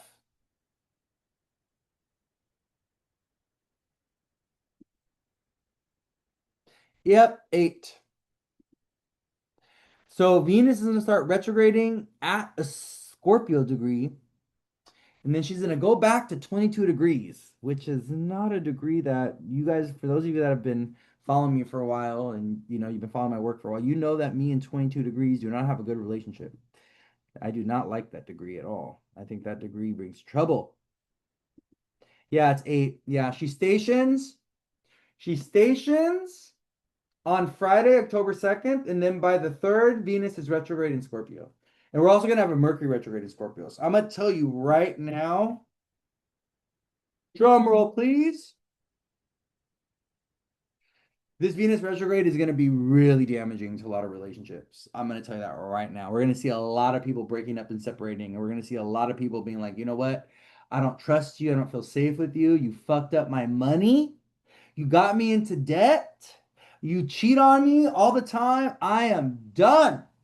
I'm done. I want nothing to do with you. And we're going to see this with fixed signs primarily, but also with cardinal signs. Because Venus is also going to be, she starts her retrograde in Scorpio, but she goes back into Libra. So she's jumping between the first decan of Scorpio and the last decan of Libra. She's dancing between 22 degrees Libra and 8 degrees Aries. So I'm sorry, 8 degrees Scorpio. So she's going to go all the way to 8 degrees Scorpio. She's going to go back, retrograde back to 22 degrees Libra over 40 days. And then she's going to go from 22 back into Scorpio. So I'm going to let y'all right now, if you have Taurus, Scorpio, Aquarius, I'm sorry, Taurus, Scorpio, Aries, or Libra placements, this Venus retrograde for you is going to be particularly special. It's going to be particularly moving things. Another thing I will say though, many people get married or get engaged during Venus retrograde periods. Some people actually have it patterned where every 8 years, every 16 years, or every 24 years during a Venus retrograde transit that's particular to them, they'll get more married, they'll get divorced, they'll get separated, or they'll meet someone that is very prominent, in their life. So, with that being said, just because it's a Venus retrograde in Scorpio, and just because I said it's going to be challenging for folks, so there's going to be like breakups and separations or whatever, especially for Aries, Taurus, Libra, and Scorpio people. This is also about the forming of new relationships. This is also meeting new people and meeting people that you're karmically connected to in some way. Okay. What I also will say is that a lot of these relationships that are going to be forming or coming in during Venus's retrograde in Scorpio are going to be about people that you have past life karma with and people that you were either broke with in a past life or you had like a secret hidden relationship with them or there was like money issue. Like, yeah, you guys were either broke together or you were really wealthy together and that didn't go well. Okay. Or you guys had to keep the relationship hidden or secret in some type of way. And so in this lifetime, you're here to resolve that karma. So you're here to figure out power balances in the relationship, visibility, openness in the relationship, money issues in the relationship, right? And you'll see this also with people that have, the Scorpio Taurus placements. Aries Libra is more about power and fairness and equality and like, treating people with respect. That's what that axis is about when it comes to relationships. It's about equality in relationships. Where Scorpio and Taurus is about jealousy and possessiveness and trust, and it's about money in relationships, right? So the Scorpio Taurus axis is about how we create security and stability with others, where Libra and Aries is how we experience power and justice and fairness with others, right? So yeah, it's like this, and these are the axes of Venus and Mars. So these are the axes of relationships, right? Scorpio and Libra. So when Venus is retrograding in a sign ruled by Mars, and then she goes back into a sign ruled by Venus, her own sign, Libra, she goes back to Libra. This tells us that this particular Venus retrograde is going to be very much about relationships. It's going to be very much about trust issues, vulnerability in relationships. It's going to bring up money issues in relationships. So if you are someone with somebody and you're like, they're always broke and you're always paying for everything and all this and all that, well, we'll tell you the Venus retrograde in Scorpio will bring those money issues and bring up the imbalance and unfairness when it comes to money. It'll bring that stuff up back to the surface, So you just want to be mindful of that. Okay. We'll talk more about that in the future though. We'll talk more about that when Venus goes retrograde. And yeah, maybe I'll do a live on the Venus retrograde in of itself as we get closer to the Venus retrograde in October. I am going to be going on vacation though. So, I am going to be going on vacation. I'll be back from vacation by this time. Yeah, I'll be back from vacation by the time Venus goes retrograde. So yeah, so we'll do this at the like end of September, October. We'll talk about the Venus retrograde. We'll talk about particulars of that. Okay. But yeah, so Mercury in Virgo this week. Venus enters her shadow period as of Sunday. She goes into 22 degrees Libra, which officially puts her in her Venus retrograde shadow. So starting Sunday of this week, you want to pay attention to what's happening in like your love life, your relationship life, your money life, your work, career life, wherever you have Scorpio, Libra in your chart, you want to pay attention to what's happening from now, or I'm sorry, from Sunday of this week, which will be the 30th, when Venus gets 22 degrees, until she retrogrades starting October 2nd and 3rd. Because Venus, right, from the 30th until the 2nd, from the 30th of August until the 1st, 2nd of September, Venus is going to go back and have you retrace your steps and take a look at possibly the events that happened from September 30th until October 2nd. So from September 30th to October 2nd, Venus is going from 22 Libra to 8 degrees Scorpio. Once she retrogrades on the 2nd, she's going to go backwards for 40 days, all the way back to 22 degrees Libra. So whatever happened in that time that she was going from 22 Libra to 8 Scorpio, the retrograde could bring those issues back up. Could have you take a look at something again, or there could be a situation that begins during her initial transit, and then the retrograde brings up chapter 2 or part 2 of that situation, and then when she goes direct, coming out of her retrograde, it'll wrap up the situation or bring some kind of closure or completion to it. It'll bring like the finale in some way, right? So you always want to be mindful that not Scorpio, retrogrades happen in like a 3-cycle thing. There's the initial transit, right? Where the planet goes through its initial shadow period, it hits the point where it's going to retrograde back to, right? Which for Venus and Scorpio, or for Venus retrograde in Scorpio is 22 degrees Libra. She's going to hit that point in Libra. She's going to initially make that transit, 22 degrees Libra to 8 Scorpio, right? She's going to sit there. She stations. She's in a retrograde. She's going to go all the way back to 22 Libra. Then she's going to station and go direct, and then she's going to move forward again. So this kind of like backward forward movement is literally the initial transit is chapter 1, the retrograde is chapter 2, and then her retracing her steps and coming out of the shadow is chapter 3. That's like, so if you have a planet, like let's say you have your rising at 29 Libra, then guess what? Venus is going to hit you 3 times during her retrograde cycle. The initial pass, the retrograde pass, and then her direct pass, right? Coming out of the retrograde. So that can literally show up as a narrative or story that is tied to Venus in that transit and how she's interacting with that particular part of your chart, right? So if it's a Venus retrograde going over your rising sign, like let's say, like I was saying, you have 28, 29 degree Libra rising, then Venus going over the first house, it opposes the 7th. It can bring up stuff with the relationships, but it's going to bring up relationships about health, the body, your physical form, your identity, your personality, your style, your dress, first house topics, first house things, right?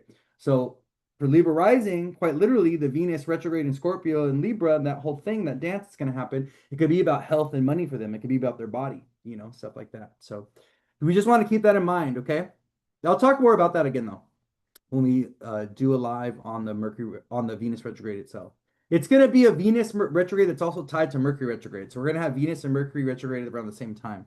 So it's going to be a very interesting Venus retrograde, I must say. So, but yeah, so Venus enters her shadow period this week. So we want to start taking notes. We want to start keeping track of what's happening with Venus and what's happening with our Libra and Scorpio house starting this week, starting Sunday this week, going to next week, because those issues and stuff may come up starting October 2nd, or may resurface in some type of way starting October 2nd when Venus begins her retrograde period for 40 days and 40 nights. Okay. But yeah, so I think that's it. I just wanted to talk about Mercury and Virgo, the sun in Virgo now. We have Venus entering her shadow period as of Sunday of this week. And I think that's it. I think that wraps up our astrology for the week. Kind of went through the day by day. It was a little scattered and there was some things that I included in there, but yeah, my loves. All right, so my final thoughts for today. We need to do our best to stay calm and breathe and stay grounded. And we need to understand that we are right in the thick of eclipse season. And eclipses, they propel us forward, they move us up in society, they open up doors randomly, chaotically, and they're like, hey, you want to jump through the portal? You want to do a timeline jump? We could go ahead and do that, right? But also, they do bring endings, tragedies, and losses, right? They do bring closure and the releasing of things and the purging of things, okay? This is a lunar eclipse in Pisces next to the North Node, though. So this particular eclipse this week is meant to move us forward. It's meant to give us some insight into the future in some type of way. The solar eclipse in Leo that we had on the 12th, which was almost 2 weeks ago now. That one was a south node eclipse. So that one was more about closure and release and surrender, right? Regardless of where we find ourselves for this eclipse, though, all right. Yeah, you gotta make lemon out of lemonade. Yep, that's what I or yeah, gotta make lemonade out of lemons. Yep, that's one of the things, one of my big slogans. We do the best, right, with the eclipse energy that we have, but it's important that at this time we surrender to the cosmic events that the eclipse are unfolding, not only in our life, but also in the lives of those around us and also with society at large. These are huge, tremendous times of change. And it's change not on just on the individual level, but it's also cultural, societal change. And some of that change is going in a direction that is very scary. Some of that change is going in a direction that is very not what we want or not that what we envision for the future of humanity or for ourselves or for our family or even for our communities. And so we got to be very mindful of how we're navigating this change and be proactive about change, especially if we are in positions of power or leadership that that are impacting others. If we are someone in our life that has a lot of authority, we have a lot of power, and that authority and that power is involving others. Even if you're a parent and you have power and authority over your kids, right? It could be like even that. You got to be mindful of how you're expressing that power, and you got to be mindful of how you're leading right now. What does leadership mean? Right? And are you leading from the heart or are you leading from a place of selfish desire? Or even leading from a place of ego? You know, a lot of us we parent from a place of ego, we lead from a place of ego, right? Like when we're not in right relationship with the self, then the ego can become a very dangerous, destructive thing to those around us. And we're seeing that right now. I mean, we have the by far the most narcissistic president that we've ever had. We have that president sitting in office right now. And I am just shocked that we voted, or that I'm not gonna say we because I didn't vote for that man, but that the United States and members of the United States voted for this man again. I am absolutely shocked that this man is back in office again. But honestly, though, that is the president that the United States deserves. You know, that president, the sitting president right now, that is the United States karma. And the United States has tons of unresolved karma that they need to clear out, that needs to get cleared out. And I don't know, it's looking very, very dire right now. All right. It's looking like The United States karma is it's like the toxicity and the racism and all the horrible past that the United States has. It's all coming it's all coming up. It's all, the United States is having to confront its karmic past right now. And it's a very ugly, sad thing. It's a very ugly, sad thing, but it's also kind of necessary. In order for us to get to a better place, we have to go through this. In order for the United States to become what it's capable of becoming, we have to go through this muck. We have to go through this darkness. We got to peer into the shadows, and we got to take a look at the things that are ugly about this country. And there's a lot of ugly in this country, but that ugliness is definitely at the forefront right now. It's definitely like just it's crying out for its last breath, right? It doesn't want to leave, it doesn't want to go. So we just need to be very aware that these are times of change, but these are also times of reckoning. Not only reckoning on a personal level, but on a societal level. The earth is going through a moment of purging. The earth, Mother Earth is wanting to clear out all this energy. She wants to release all this energy that's been built up. And this is why the earthquakes are happening. This is why the intense storms are happening. The volcanoes are erupting. There's so much pressure that the United States has built up. There's so much, I'm not the United States, but that Earth.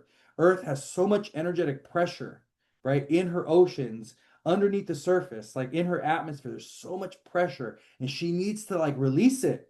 So she's releasing it through these natural disasters. And we're going to continue to see this. It's going to be an exacerbation of things, right? But when we experience these natural disasters and stuff like this, though, these things are meant to humble us, my loves. It's meant to humble us.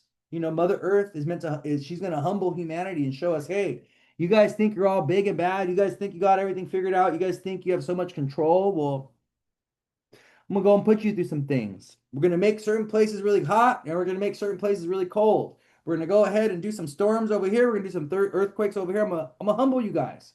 Mother Earth is going to humble us, and really show us like, wait a minute, you guys aren't as in control as you thought you were. You know what I mean? And stuff like that. So we just need to be aware that these are the times that we're finding ourselves in. And so we got to be the strong ones. We got to be the ones that are grounded. We got to be the ones that give people clarity. We got to be the ones that give people calm. We got to do our best to be the leaders for those of us around us that don't understand what's happening right now, or they're very confused. A lot of children, even myself, right? A lot of children that grew up in the US now, or a lot of like teens, youngins in the US now, myself included. I'm not young anymore, but I'm gonna include myself in this age of people that were born like in the 80s onward. We're kind of numb and disconnected from the racial past of the United States. Like none of us, we didn't experience, many of us haven't experienced overt, dangerous, violent racism, which has been something that has defined the United States since its inception, right? Racism in the United States has always been violent. It's always been dangerous. It's always been physical. It's always been about lynchings. It's always been about murders. It's always been about that. We have been blind to it, though, or we've been numb to it, or it was kind of something that, us that were born in the 80s onwards, like we're just like, oh, well, racism is like whatever. No, like it's coming back, and violent racism is coming back. And this is what Saturn and Neptune and Aries is going to be about. It's already showing us that's what it's about, right? So with that in mind, we need to kind of help everyone understand the volatility of these times, but also the intensification of injustices, the intensification of racism, the intensification of prejudice, right? Of bigotry, right? And also kind of like a denial or rejection of all that is intellectual, or all that is smart or educated, or all that is tolerant or liberal, right? Like when we get into really masculine energy astrologically, we get into signs, or we get into energy that is prejudiced, that is pompous, that is selfish, that is not about community or collective. It's more about the individual, and it's more about what this race wants, what this ethnicity wants, what this religion wants, right? And it's like we want everything over everyone else. Like it's us or us over everyone else, that type of philosophy.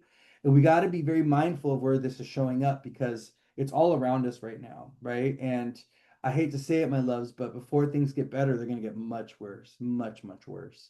And we're going to see that here in the States, especially, the weird energy that is around in the country right now is going to get weirder. There's going to be more racial violence. There's going to be sexual violence. There's going to be more like, more with ICE and, more injustice all around the board, more injustice all around the board, going all the way from the top down, whether it be with the Supreme Court, with the president, with, little situations, little court cases that are happening like in different states, even like with this whole thing with Nolan Wells and everything, we're going to see a lot of injustice, a lot of injustice. Like the justice system is just not even, it's just we're already seeing it, but it's a former shell of what it was, but it never was just. That's the thing you have to understand. The justice system, especially here in the States, has never been equal. It's never been fair. It's never been just. It's always been about money. If you have if you have financial privilege or if you have ethnic privilege, you get more justice than other people do, okay? Other people get injustice, right? The justice system plays favorites, and the justice system favors those that are rich and favors those that are male and favors those that are white. That's just the truth. That's how it is here in the States. It's just the way it is. It's how it's always been since the beginning, right? But it's more evident now. It's going to become more extreme now. The fact that the Nazis, the KKK, has infiltrated the legal system and the police system is going to be more evident now. You're going to see cops blatantly, intentionally dismissing certain cases or claiming that certain things were this, and that with very little to no investigation. Because why? The racism is going to become more and more overt. The discrimination has become more intense.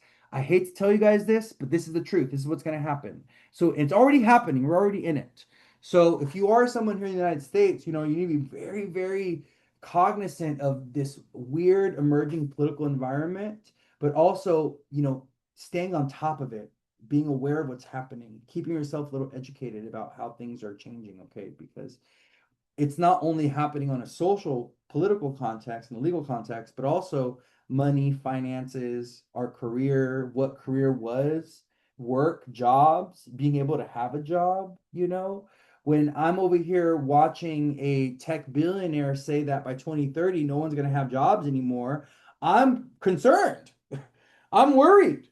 I'm wondering, okay, well, if we're not having jobs, what are we doing? And how are we making money? If no one's having a job anymore, and if the machines and AI are doing everything for us, where does that leave us as human beings? What are we going to do then? How are we going to make our money? I'm confused. I'm confused.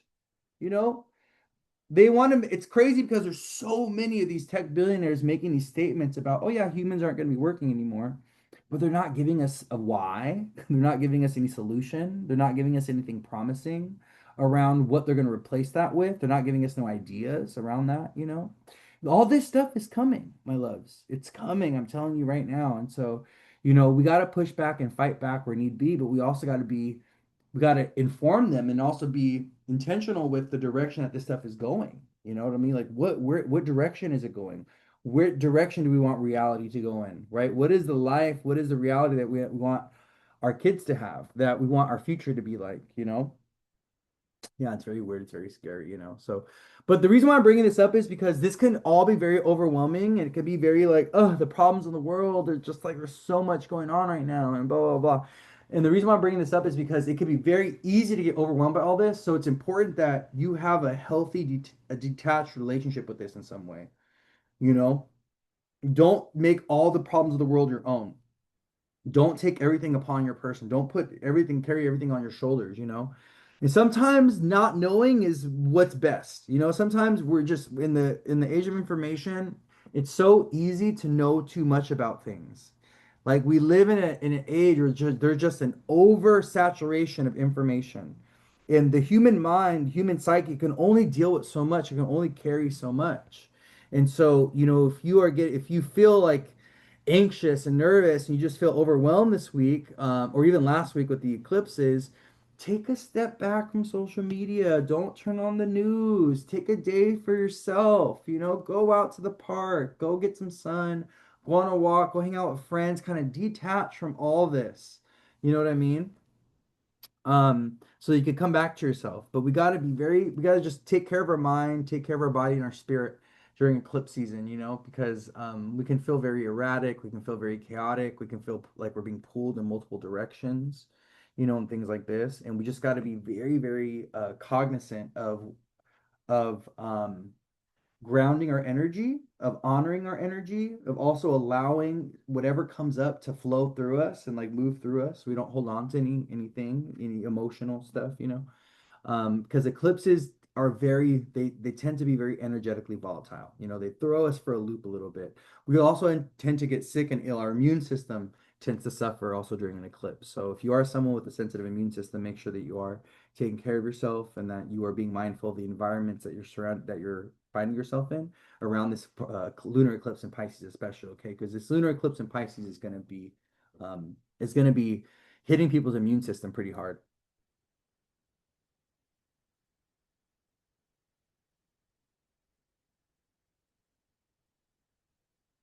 Big reason why I think mental health is such a struggle. Did you see the Cuban girl in Miami who went viral about pouring candle wax on her daughters? Yeah, I saw that.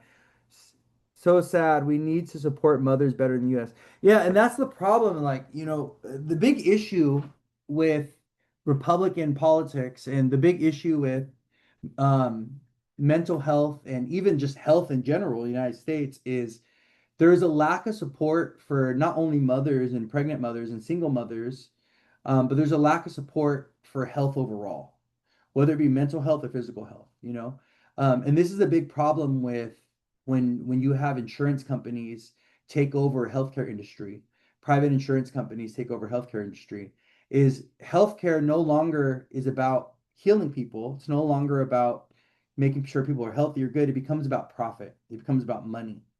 So what happens is when you have health issues that become profitable, is you have a healthcare system or a medical system that intentionally wants people to be sick, that makes people sick. The entire system starts to feed into illness and sickness because the way that health insurance companies in the medical industry, in the pill industry, the what is it? The pharmaceutical industry, the way they make money is off of what? Illness, sickness. That's the way they make money. They don't make money when people are healed, when people are preventative measures, right? Like avoiding the health issue before it even happens, right? Helping people understand health stuff to prevent, healthy, unhealthy, or to prevent illness and sickness. They don't care about that because why? They make money when people are sick. So they want sick people. They want people to be sick. They don't want people to get better. Because if they have people that are sick and that are not getting better, guess what? They're paying them more money. They're making more money. That's the truth. That's just the way it is.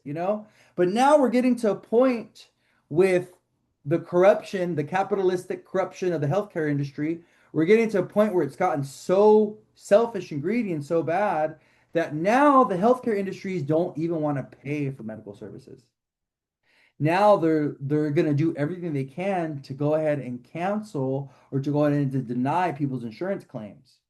At the end of the day, healthcare insurance companies, they're trying to make money. They're trying to make money at the end of the day.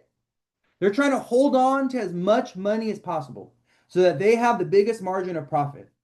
So it's natural that towards the end of right on their journey of as a health insurance company, eventually they will come to a point where they're going to be denying claims to make money. And we're at that point. And it's only going to get worse. The longer we have private medical healthcare insurance, the worse it's going to get. The worse the health insurance company is going to get. Because certain things are not designed to be profitable. Education should not be something that people profit off of. The reason why student loans and student debt is so bad in the United States is because we have people profiting off of secondary education or college education. We have not only private people, not only private investors profiting off of student debt, but we also have government, city, state, federal government profiting off of people's desire for education. Wrong. All of it is wrong. We have people profiting off of people's illness and sickness, healthcare. Wrong. Sure, there's certain places insurance should not exist, and there's certain things that should not be for profit. Because once you make them for profit, it corrupts the thing itself. Healthcare and education are two of those things. Once you make education a profit thing or profit driven thing, it gets corrupted. Once you make healthcare a profit driven thing, it gets corrupted. Because profit, capitalism, it corrupts things. It has a corrupting influence. This is why anything that capitalism touches ends up going to shit. Anything and everything that capitalism touches eventually goes to shit. Because why? It becomes a bastard version of itself. It becomes detached from its original form. It becomes commodified. It gets turned into a commodity. How is health a commodity? How is education a commodity? Those things should not be bought. Those things should be given to us. Those things should be part of the taxpayer dollars that we pay for. What are we paying taxes for? What we give to the government in taxes, they should be giving back to us in quality of life. So because we give the government taxes, our money that we work for, right? They should be paying for education. They should be paying for health care. They should be paying for insurance. They should be paying for all these things with our money that we give them. Duh! That's what taxes have always been used for. Taxes have always been used to give back to the people for the benefit of the community. That where the leaders are charging taxes, right? To go and benefit the community, to give back to them. But that's not what happens. It's crazy to me how so many people have zero to no education around government and around how the way government should work. It's sad actually. Like just how uneducated so many of us are around the way things should be.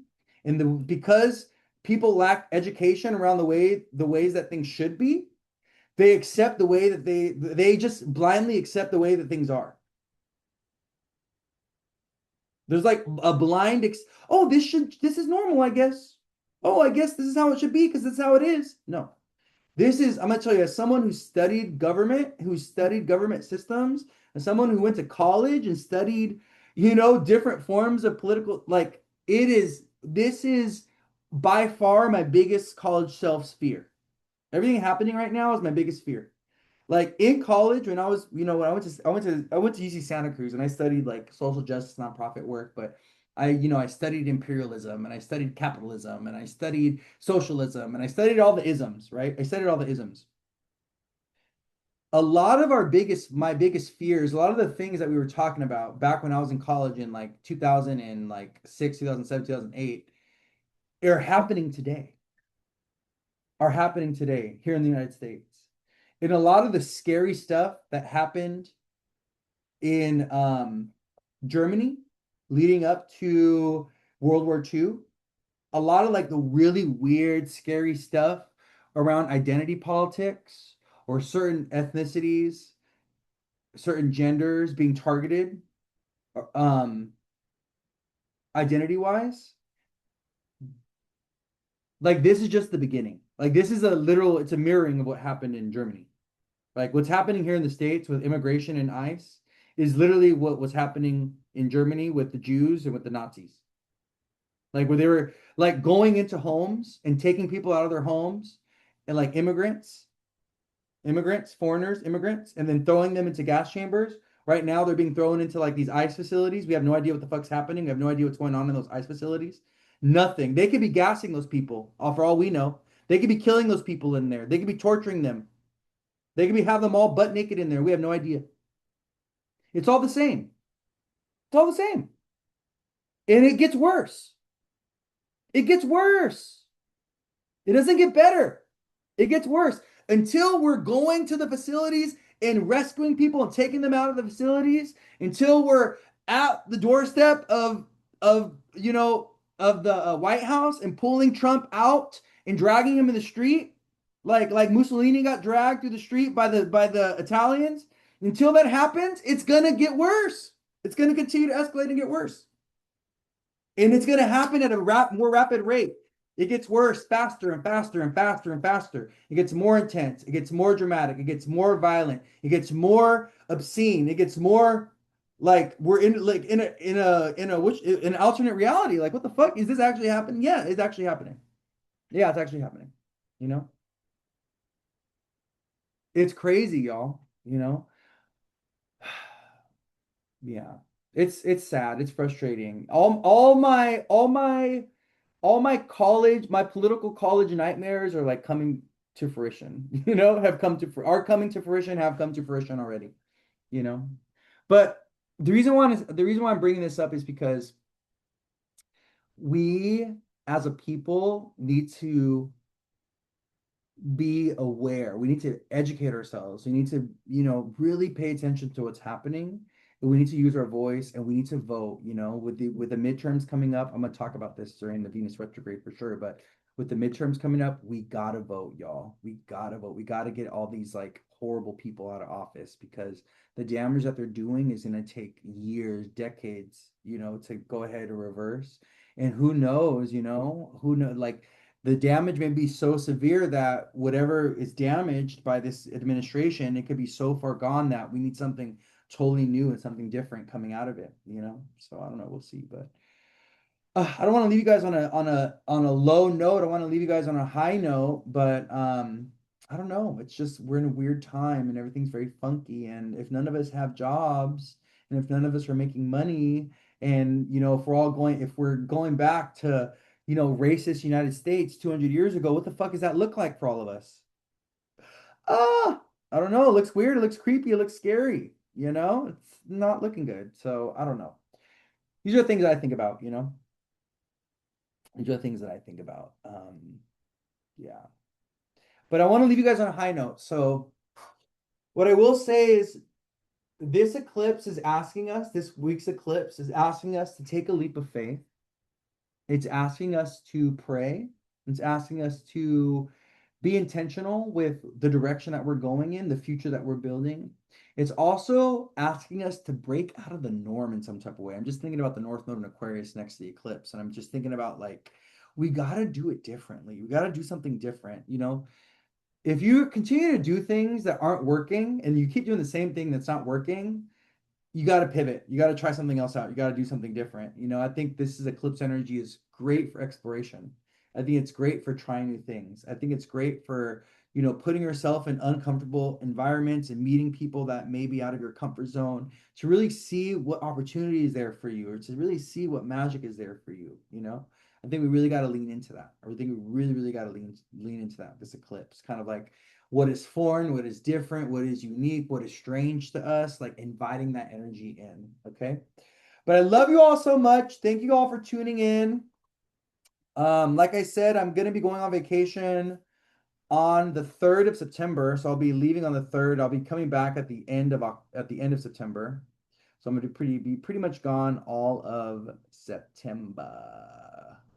Yeah. I'll be coming back the last week of September. So I'm gonna be in Egypt, seeing the pyramids and going to an oasis and sailing the Nile and eating good food and doing like spiritual, intuitive, meditative work. That's also gonna be really fun. I'm really excited for that. So that's gonna be a lot of fun. My lovely mentor slash friend Therese Turney is gonna be there. There's actually I think a few of my clients are going to be going as well. So that's going to be fun hanging out with a few of my clients. I'm going to get to meet a few people that I've met online before, but I've never met them in person. So that's really exciting. It's going to be a nice big group of us. And the people that are going are very interesting. I love interesting people. I love traveling and I love traveling with interesting people. Ugh, I always learn a lot. Always learn a lot. But I love you all. Take care of yourselves. Be well, okay? Be mindful that people are kind of like losing their shit right now. Make sure you're checking in on people, checking on, your friends and your family members, especially if you know of anyone that has, you know, mental health stuff, they have really bad emotional stuff. They're going through some kind of grief or loss right now. So, maybe they're grieving the loss of a job or the ending of a career, or maybe they're grieving the loss of a family member or something. Just reach out to those people, make yourself available to those people, check in on those that, you're concerned about. If you're concerned about someone, check in with them. Still going to do the week aheads like this? Are you talking about the week ahead live, Marissa? What are you talking about? Because we just did our week ahead astro. Are you talking about tarot or what are you talking about? Ooh, ooh. I was talking about I'm not doing the tarot right now because my energetic capacity is limited. Oh, on vacation? Yeah, I'm gonna try to. Yeah, I'm gonna try to. Yeah, I'm gonna try to do the lives on vacation. I'm gonna be taking my laptop with me, so I'm not gonna be doing readings on vacation, obviously, but I'm definitely going to try to do the week ahead lives while I'm on vacation. I'm gonna, even if I have to do it on like a different day or something, I'm gonna try to squeeze it in. Yeah. It may just be like a shorter version of it. It could be just like a 2 hour thing. It really depends on what my time constraints are gonna look like when I'm over there. But I will definitely I'll try to do the we could Astro over there as well. Okay. When I'm over there. Yeah. I did it. You guys remember when I was in Bali and I did the week ahead Astro when I was in Bali? Did I do it when I was in Italy? Do you guys remember if I did the week ahead Astro when I was in Italy? I don't remember if I did. I don't think I did. I don't think I had the time when I was in. Oh, I did. Yes, I did. I remember. I remember being in Italy, and I remember I was like on the top of a. Yeah, someone complained I was loud. Yes, I had a neighbor complain I was loud. Yeah, yeah. I was in Palermo. I was in Palermo when I did the live in Italy, and I showed you guys Mount Vesuvius in the back. Remember? I showed you guys. Yeah, there was one where I was like in a pool. That was when I was in Bali. I did a live when I was in like in the pool in Bali. Yeah, I remember that. Yeah, I was like it wasn't Palermo. It was like a city right next to Palermo. I'll tell you guys right now. But it was like overlooking Mount Vesuvius though. I'll tell you guys what city it was. Hold on.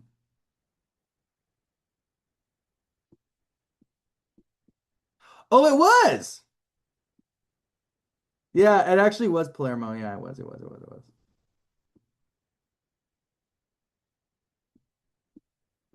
Wait. Hold on. Where am I at? I'm like looking at the. Oh, no. My bad. No, it was Sorrento.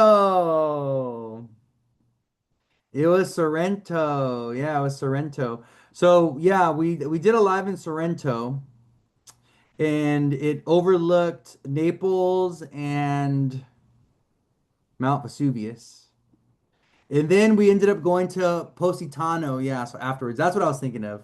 I was thinking of Palermo. I was thinking of Positano. So we ended up driving. So after that live, the next day, we ended up driving to Positano. And then we did the Amalfi Coast, which was beautiful. That was absolutely gorgeous. Yeah, I remember that. That was a lot of fun. I would do Italy again. Next time I do Italy, though, I'm not gonna go with a group. I think I'm gonna go like, well, I'll go with a group of people, but I don't want to go with like an organized tour because we did like, I think it was like 2 weeks or 3 weeks where we were just like city, one day here, one day there, one day there, it was just too much. And half of the bus ended up getting sick by the end of the trip just because we were just on the road every day, staying in a different hotel every day. It was just too much movement, too much activity. It was just too much. Yeah, we went out and then we drove all the way back up. I don't know why we did that. We drove all the way back up. We went to Pisa. We went to Verona. And then Venice up there, yeah. All right, my loves. Just reliving my Italy trip a little bit with you guys on the live. But I love you all so much. Have a beautiful, blessed day. Thank you guys for tuning in today. Um, take care of yourselves with the eclipse. Take care of your family and friends, and I will see you guys on the gram. I'll see you guys around, okay? Or on YouTube. I'm gonna upload this onto YouTube as well, all right, with timestamps. So, all right, take care. Bye. I'll see you.